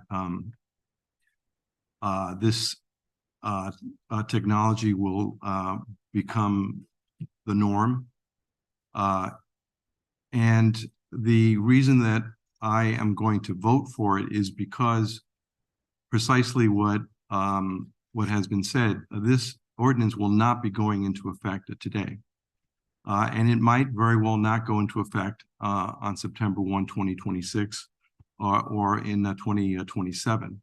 It's up to the city council. It was previously, the way it was initially written, it was the burden was on the community to come to us to basically lobby against it going into effect in 2026. The burden is now on us, which does not mean that landscapers can't and shouldn't come to the city council, the common council in a year and a half from now and show us or establish that the technology is not there. It's really not just a question of whether the battery life is has expanded sufficiently or whether or not it is safe to have these batteries, but it is really primarily, in my view, whether or not it is cost effective. And if in 2 years the city council determines that it is not yet cost effective, part of that determination is going to include how expensive it's going to be for the city of Norwalk. Because the city of Norwalk has a lot of equipment and there's a lot of land that the city of Norwalk has to take care of. So we're all in this together. I think the city council will hopefully do its due diligence in 2 years. I'm sure it will, with the help of the landscaping, with the help of the landscaping community and the rest of the community, providing us feedback. I'm sure that they will do what makes sense at that point. If it makes sense to have this thing go into effect, then that will be the vote. If, on the other hand, it's decided that the technology is not there, that it is not cost effective at that point, then this ordinance will lapse. It will die on the vine. And it will be up to the city council to go back to the drawing board, to go back into committee, to have more meetings, to have more input from the public, and decide at that point what should happen. It could very well be that part of the new ordinance, if this should fail in 2026, it could be that there is a transition period, a 2-year, 3-year, 4-year transition period that's added to the ordinance to allow for companies to sort of transition in a more easy way or more cost-effective way, if in fact the technology is not there in 2 years to make it cost-effective then. So there are many possibilities. What is clear is that this ordinance, as much as anything, is aspirational. We are really sending a signal to not only the landscaping community, to homeowners, but also to people and the companies that produce this technology, that changes are coming, and we are trying to encourage that change to occur as quickly as possible, because it's important. It's important for all of us. So I'm going to vote yes, because I think that there's enough in here that requires that will require us to sort of revisit and hopefully vote in the way that the facts dictate in 2 years, and we can make whatever changes we need to at that point. So I'm going to vote yes, because this is needed, and it's important for us to start thinking in this direction. Further discussion? Ms. Revelous? So if anyone has followed me, it's my last time, so I'm just gonna be blatant and honest. And listening to everyone, I have throughout, since we've been talking about electric cars, electric this, electric that, been against it. I believe it's a human rights situation, especially coming from a country that, you know, lithium, uridium, all these stuff are getting digged up. It's a human rights issue. Then it's not sustainable to me. I don't think these electric anything is sustainable. Charging these batteries, disposing these batteries. I've talked to professionals. I've talked to people dealing in the car industry, whatever they see that there's a lot of businesses moving to actually propane instead. We do have the ability of water. I don't even know why we're not thinking about powered water systems that may be helpful. But what actually had me for a second was Camacho's amendment, because like everyone knows, all of you know, I've been against it. So to look at it in 2 years and revisit it, to me is kind of okay, fine, because we could at least, you know, examine what's going on. But what I just heard, especially with our rebuttals, and in particularly again to Mr. Camacho, which I do appreciate. One of the things sitting here is I represent a community that, you know, financially can't pay for you to pretend to figure this out or not.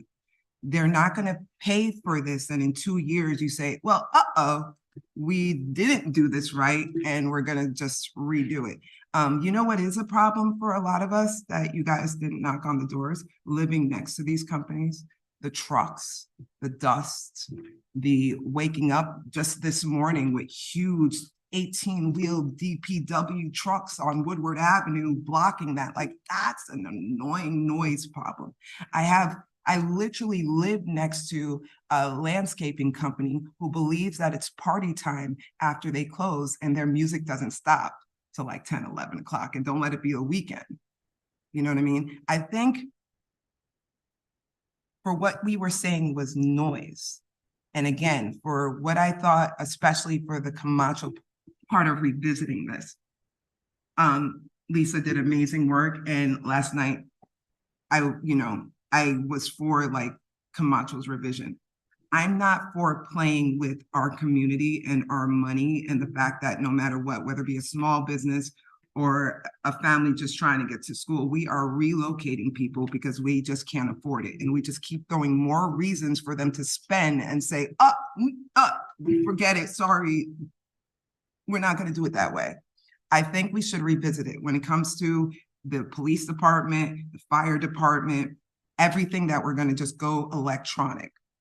I wish I can go back to an analog. If I didn't have this phone, I think this phone is a problem too. I believe that our issues aren't stemmed. It's not the biggest. I think, yes, you can rake. I think you're amazing for raking. Okay. I think that completely. I think it's ridiculous how long they blow these things. Again, I'm in a place where I'm a tenant. I'm not an owner. The owner won't even tell me who really owns it. But when it's blowing and doing all that stuff, the owner's not there. So if you're talking to the owner, the people that it's bothering, you're not talking to. You know what I mean? So I think this is kind of like I get it, but let's stop just doing stuff to make it feel good. You know what I mean? Like, let's really sit back, take on this. I do get what you're saying about, the dates and time. That's really what's being moved today, right? We're looking to see if this is going to work 2 years from now. So maybe let's be assessing what's proper in 2 years, period. And then come back and sit to this and say, should we vote? I do see that we want to have this council do this. I get that. I am so beyond honored to be able to sit with all of you, but representing, especially the community, and even with business owners, a lot of you say the workers, and I don't mean this against any workers, but if you had more licensed employees, you wouldn't even be able to get away with the things you're doing for these workers not to be safe. You know what I mean? Like it's literally to do that, or to just go to a lower cost employee is what you're doing for not having safer mechanisms within your employment, especially when it comes to landscaping, right? You're cutting costs already. So if you would employ proper licensed employees, you couldn't covering the math of this or that. And so I'm just saying. I'm just saying. So that being said, Brian, I'm just saying. Brian, stop. Brian, the audience has had their opportunity. Now it's the council's turn. Brian, stop. Stop. I'm gonna still say it though. So that being said, I believe that this is well thought. Lisa, you're doing an amazing job on this. We talked and I said, Ed Camacho's part is what got me, right? I was not in this at all. I'm just not okay with thinking that we would use taxpayers' money for 2 years and say, oops, this might not be it. That's what really gets me right there. You know what I mean? Because the city has to then do those changes. And there are families who really just can't afford those and say, oops, we don't want that. And the whole of Norwalk shouldn't be burdened by just and I'm a business owner in Norwalk. Okay, I'm not just saying this out of feel left. I'm a business owner here too, right? The whole of us shouldn't be burdened by just a few. Those same people who have to pay for a lawn blower or a leaf blower is concerned, and we get yelled at for school and comparing what's the budget for the schools, right? Like, what are we doing? I think this gotta just kind of sit down for a second. And I was with you, I really was, but it's what we're gonna do to our community to pay for this that I have a problem with. And so for my last day, when I tell you, Lisa, I'm for you, I'm behind you. It's just, I can't make especially those that I represent, pay for something that can be an oops. That I'm concerned with. Further comment or discussion? Ms. Young? So listening to my colleagues, I hear both sides of this issue. And I must say that my first inclination was that the burden was on the landscapers, the business owners, and was not very comfortable with that. I think after hearing that the revisions that were made and the fact that you listened to the folks that came out to the public hearing to speak, and all the letters and all the pros and cons of all of this, and then you came back with the revised version of that ordinance based on the input we got from you all, I think was the way to go. And adding Councilmember Camacho's amendment helped me as well look at this in a different perspective. I think what I'm comfortable with the time, and for me the document sounds flexible, and I hope that it is flexible because that's what we're really going to need. Because I think what we are hearing is that in 2 years the technology may not be where we want it to be, and I think we really need to have mechanisms in place that if that is true, that we don't put the burden on the contractors or the owners. And I think that's what I hear us saying. And that helps me move this forward and support this ordinance moving forward. I know that one of the things that I've talked to you, Lisa, about, and I think I mentioned it to maybe a few others, is that I think it's important for us to include your voices more. We did not do a good job, as has been said, reaching out to a varied mix of everyone who's engaged in the landscaping world. And that's the small mom and, single person with 1 or 2 employees, or the bigger organizations. Like I hear that some of you have bigger businesses, but you're all impacted. We're all impacted in the city. It's not just one person or this. We're all impacted by the decision that we make. And whether it's, I don't live on a half an acre, I don't live on an acre, I live in a densely populated community, but we have leaf blowers, and it is annoying, but maybe not to the degree that you folks that live in larger areas deal with on a regular basis. But I think it is an issue. Noise is an issue of all kinds in the city, and I appreciate my fellow colleagues mentioning that. And so we need to address that, but I'm comfortable with the flexibility in this ordinance. But I do say, and I suggest that we have you all in the audience participate in some sort of ad hoc committee, something that you all bring to us your concerns. You let us know where technology is. We need the pros and the cons, because a lot of times, if we have a perspective, we can find people to support our perspective, right? If I don't believe in what's going on, I can find somebody to support what I need. We have to have a balanced conversation here. It's coming. We can't avoid it. We'd like to be ahead of the curve. And I think that this is our step as a city collectively to do that. And as the gentleman mentioned, the city should be the role model. And we are doing that, as was expressed by one of our council members. We are taking that lead because we have to do that. I think we do have an electric vehicle. So we have those conversations. We may not be as far along as our surrounding towns, but in some instances, we are moving a little farther along than they have. But I will be supporting this, and I want to say thank you to the committee for your hard work on this. I know that this was not an easy task, but moving forward, I think one of the things that I really want to see us do is have a committee that is engaging while we go through this process. And again, I think if we say at 2 years, we're not there with the technology, we need to move on. We need to, until we get it right, and until the majority of you are comfortable with moving forward in a way that doesn't overburden you financially, because the goal is not to put people out of business. That would be a mistake for us. The goal is not to put people out of business, but we need to move in this direction together. Some people are going to be happy, some may not, but I think this is where we're headed as a country, and I support this. Thank you. Further comment or discussion? Mr. Burnett. Thank you, Mr. Mayor. I won't extend the comments that have already been made. I simply want to say that approving this ordinance puts the subject item on the table for further discussion, further vetting, further work. It's not the end, it's the beginning. It starts the dialogue.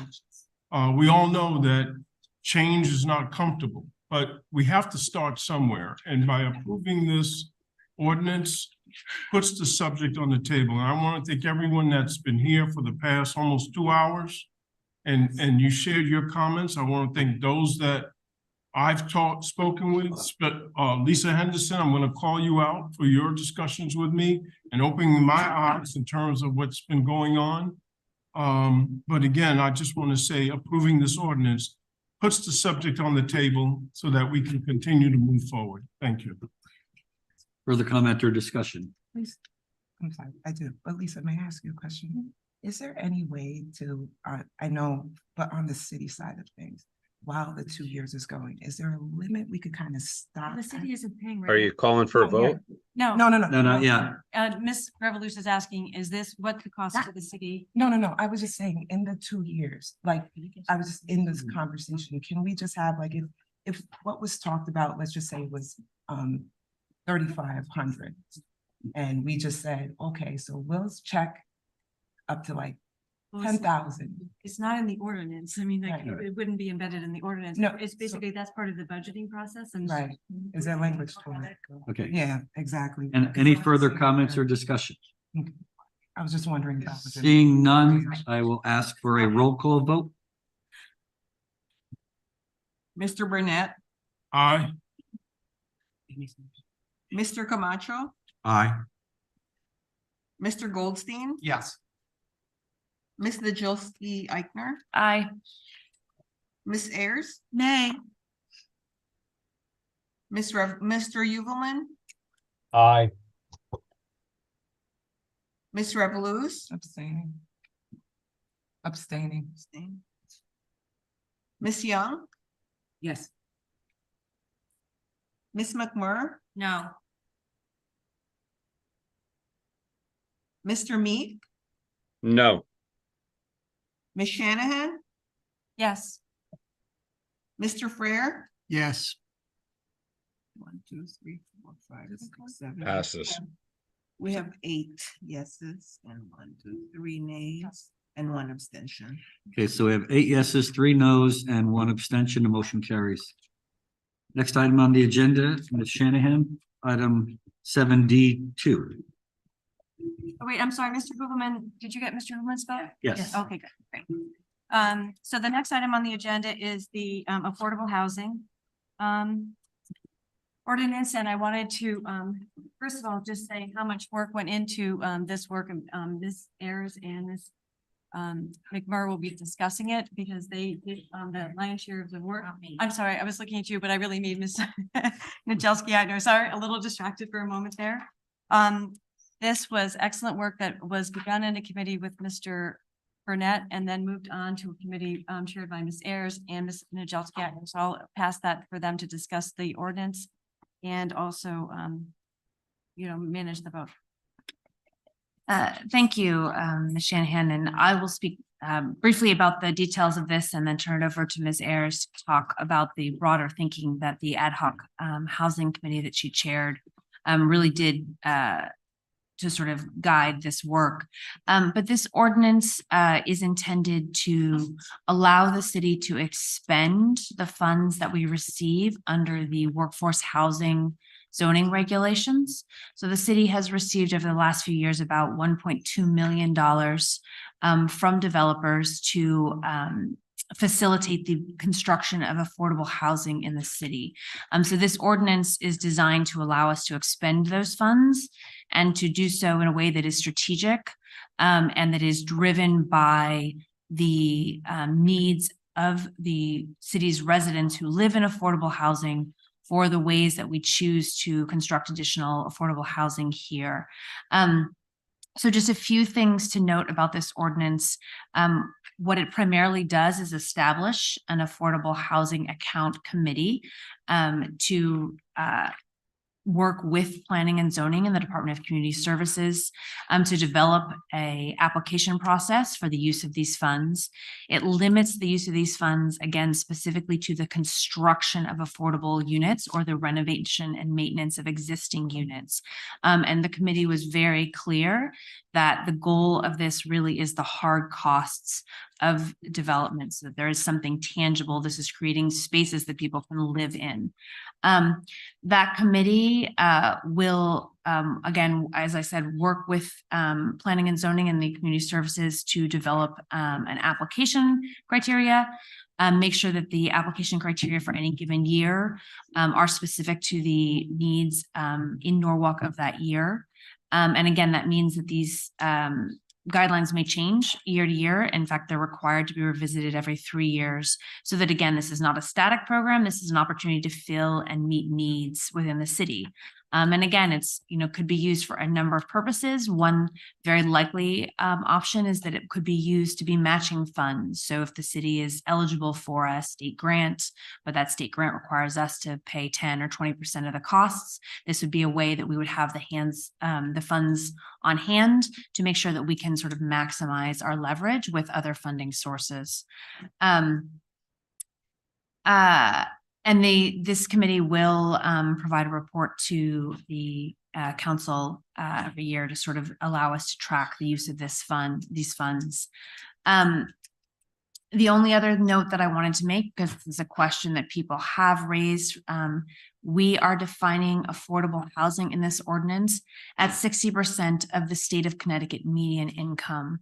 And so the goal here really is to focus on our residents who, although many of our residents are struggling at many income levels to find affordable housing, the committee chose to focus on those residents who are currently having the hardest time finding sufficient affordable housing in the city. And our hope really is that in focusing our resources on that area, we will be able to have the greatest impact. So Ms. Ayers, I want to turn over to you to speak about this work. Thank you. Affordable housing plays a critical role in growing municipalities for several reasons. Firstly, it ensures that residents with varying income levels can access safe and decent housing options, promoting inclusivity and social equality. By promoting affordable housing, the municipality fosters a diverse and vibrant community. Secondly, affordable housing contributes to the economic stability and growth. It enables individual families to allocate more of their income towards other essential needs and investments, boosting local spending and supporting local businesses. Moreover, it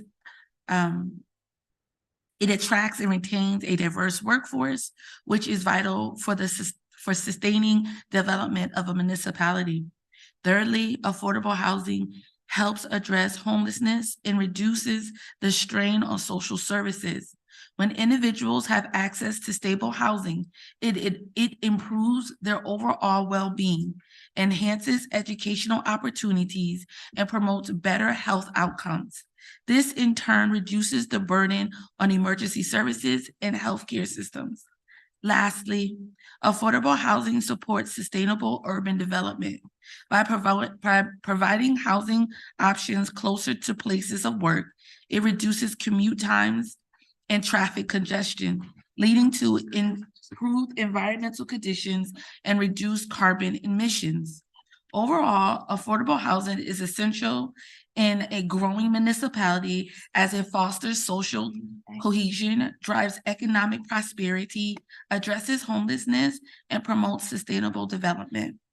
As the chair of the Ad Hoc Sustainable Committee, I would like to thank the entire committee for their support and work on this document, particularly Councilperson Nora. This ordinance places the city on the right side of justice and human services. Our desire to make Norwalk more affordable for all residents should not only rest in the fact that we want a greener, beautiful community, but it should also foster that we want a livable community for all people. Affordable housing in this ordinance is the beginning. It is not a quick fix. It is not a Band-Aid, but it is a process that we all need to chime in. We also must understand that affordable housing needs to be diverse housing. We need to speak more about home ownership. We need to speak more about tiny homes. We need to speak more about issues that plague people on a daily basis. I do not want any resident to ever think or ever question, should they stay in Norwalk or can they afford Norwalk? By starting this process, we have begun to eliminate those questions for many families. We will be participating, or the city is currently participating in surveys to understand really what our housing survey is and what it looks like. I encourage all community stakeholders and constituents to participate in those public hearings and make your voices heard. I think, again, the committee for this work, but would like to caution this council and the council to come that this work has just started and we have a ways to go. Thank you. Further discussion? Mr. Meek. Thank you, Mayor. I pulled this off consent because I'm going to vote against it, but first, if I could take about 45 seconds to congratulate the victors on the election. I wish you well in executing oversight of our government for the next 2 years. I want to thank those who served in the past term and who are not continuing. Diana, you have a great pulse on District B. I appreciate your advice everywhere. David, after you pass the bar, please don't sue me. Heidi Alterman, who's not here, thank you for what you did to get Cranberry School built and everything. Camacho, I can't believe you're actually not involved anymore, but good luck in any case. And Kaidi is doing a victory lap somewhere. Back to this ordinance. I think it's government overreach. We have Norwalk Housing Authority. We have a Fair Rent Commission. What are these missions failing to do that we need to do more and more and more? I'm against this ordinance because, one, it doesn't really address the problem, and it doesn't really address the problems that would underlie a slush fund like this that could be abused by future powers of government. There's no income definition, no deed restrictions, no phase outs, any other mention of basic tenets of progressive taxation measures are in this. It's a framework to do something down the road. And I don't know that it addresses the future needs of the city well. I would prefer that we push this back to NHA, Fair Rent Commission. Where are we failing? Where are we missing? Let them pick up the ball. Don't create another department with more overhead, more people. Sooner or later, someone's going to say, I need another administrator to run this fund. We're paying over $1 million a year right now for people to manage our money. I guarantee you they're not going to do this fund out of the goodness of their own heart. It's going to be more money. That's more money taken out of the taxpayer's pocket. And if we really want to look at what makes housing unaffordable, it's the fact that we're subsidizing it way too much. And when you put way too much money in it, the cost goes up. And this is basic economics. And until we learn this lesson, we're going to fail our constituents and our residents more and more. And we're going to make housing more expensive, more regulations, more funds like this, more everything. It's not helping the situation. The fair markets will do a lot better job than what we can do here. They're more reactive to the situations on the ground, and we are not. It'll take us a year or two to catch up, and that's why I'm voting no. Thank you, everyone, and appreciate your time on this council. Thank you, Mr. Meek. Any further comment or discussion? Ms. Najolski-Eichner? Oh, Ms. Ayers. I normally do not address people directly because that's just not what I normally do. But Councilperson Meek, I have to say this to you.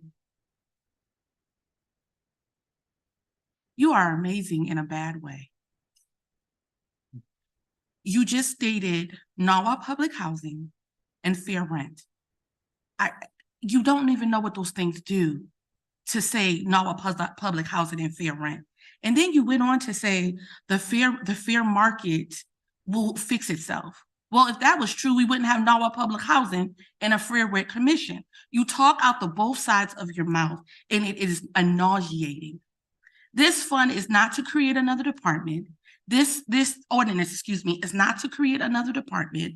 This ordinance is not a slush fund. You're really good at it. I have to give you kudos. You're really good at putting vocabulary out there for people who do not do their own research to pick up and run around the corner with.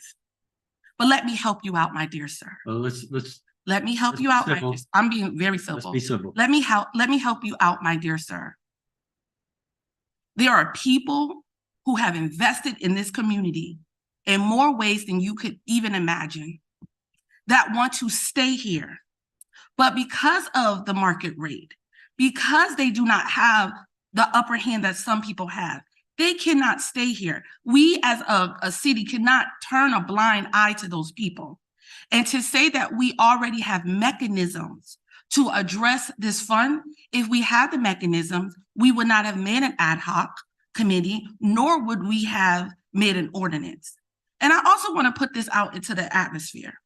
You did not attend any of those meetings, but you take the opportunity tonight to come to this table and say, shame on us. If it really was shame on us, and if you really knew that there was a better way to do this, that work was done in committee, and you made a conscious decision not to join the committee. Farewell, my dear friend. I wish you well in all that you do, but know that there are people that want to stay in this community, that have invested generations in this community and need a break that the fair market rent or the fair market does not give them. And you say stuff about NAWA housing. I'm gonna leave it alone because then I'm going negative.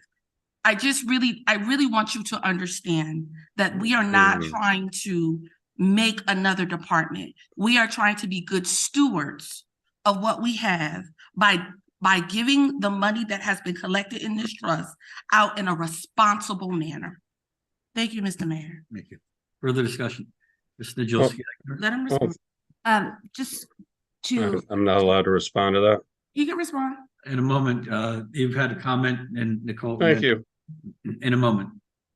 Just very quickly to follow up, I did want to clarify a couple of things about this ordinance. As Ms. Ayers stated, so the Norwalk Housing Authority and the Norwalk Redevelopment Agency are both potential recipients of these funds. They were deliberately not included on the committee so that there would be no conflict of interest if they were to seek these funds. So a lot of what we are hoping to do here is to have the flexibility to work with our existing agencies when they have an opportunity and need additional funds to get them over the top. Again, as happens frequently, I mentioned, there are matching opportunities or grant opportunities that require a city match. If the city has not allocated funds for that, we might miss the grant opportunity because we don't have a pot of money that we can draw from. Similarly, if the Norwalk Housing Authority or the redevelopment agency sees an opportunity to create more affordable housing, they need to have a place to come to the city to say, we would like to use those funds. So this is funding that has already been collected. It's funding that has been in the zoning regulations for a number of years, but we've had no effective mechanism for getting it out in a fair, accountable way. So this ordinance creates that fair and accountable way that we can get input in, and can get these funds that, again, are already being collected. This is a process that is already in place, but we're looking for a way to do so. And the intent very much is to leverage our existing organizations to be able to get those funds out. And again, one more thing to clarify, these are funds that are for construction. So these are not funds that are usable to provide housing assistance directly to individuals. They are for construction costs. So the Fair Housing Commission really is not the place to address these kind of issues. This really is a much more of a specialized kind of area of conversation. And that's why this committee was set up to specifically address the needs in that area. Mr. Meek, I believe. Yeah, I appreciate Ms. Eichner's clarifications on that. I did read all the minutes from the meetings, regardless of what I went to. Again, you're creating another layer of government, which doesn't excuse the failures of or lack of commitment or achievement of other agencies. We're creating another layer. That's what you're doing here. It's not about shortchanging people who've paid into this community, worked hard, deserve whatever.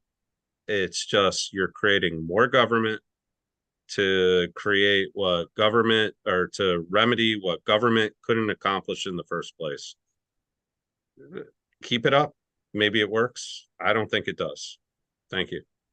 Further discussion or comment? Mr. Revolus. This is not toward the ordinance because I understand what the ordinance is and what it's for. I'm just stating this because it's my last go around. I just really, really, really wish, and especially in a place like Connecticut, that we are like the pebble to a pond that can create ripples for the nation. And I think what throws me or some people off is just the rhetoric words of affordable housing. Affordable housing is not affordable. And when you go into places and spaces like housing or whatever, you make a dime, they ask you for $1. So again, I'm going to ask that for our people who are still here, Nora, we've talked about this, whatever, ownership when it comes to home and when it comes to business is what's going to sustain our community. And it can look in so many different ways, whether it be the tiny homes, whether it be condos, whether it be townhouses, however, but the way we're pushing units instead of something that we can then pass down to, like, I would love to see my children here and raise here and grow up here and raise their family here in our house, in our home. You know what I mean? I can't pass down my apartment. That's not what this is about. I'm for what this is about. I'm just stating this because it's my last hurrah, but it's not the hurrah that I want to end here. Do not lose ownership for this tagline of affordable housing because nothing about it is affordable. And that's all I want to say. Further comment or discussion? I do have a question. Is there some flexibility? If we come back and we can make some adjustments to this one? I mean, we can always. We can always do that. Yep. And I think, yep. Sure, and again, I think that the design of the committee is specifically to allow for flexibility year to year as needs might shift or opportunities arise. Mr. Meek, you still have your hand up, is that? Yeah, I'm sorry, Mayor. I was remiss in my last missive for leaving this council. I see Tom sitting there in the audience. I just want to let him know he's thanked, but he's not overtime eligible. So have a good night, Tom. All right, seeing no further comment or discussion, all in favor? Sometimes I do. Opposed? Abstentions? Abstention. One abstention, Mr. Hooverman, one opposed, Mr. Meek. Yeah. Seeing no other business before the committee, Ms. Revelous for the last time, Motion to adjourn. all in favor?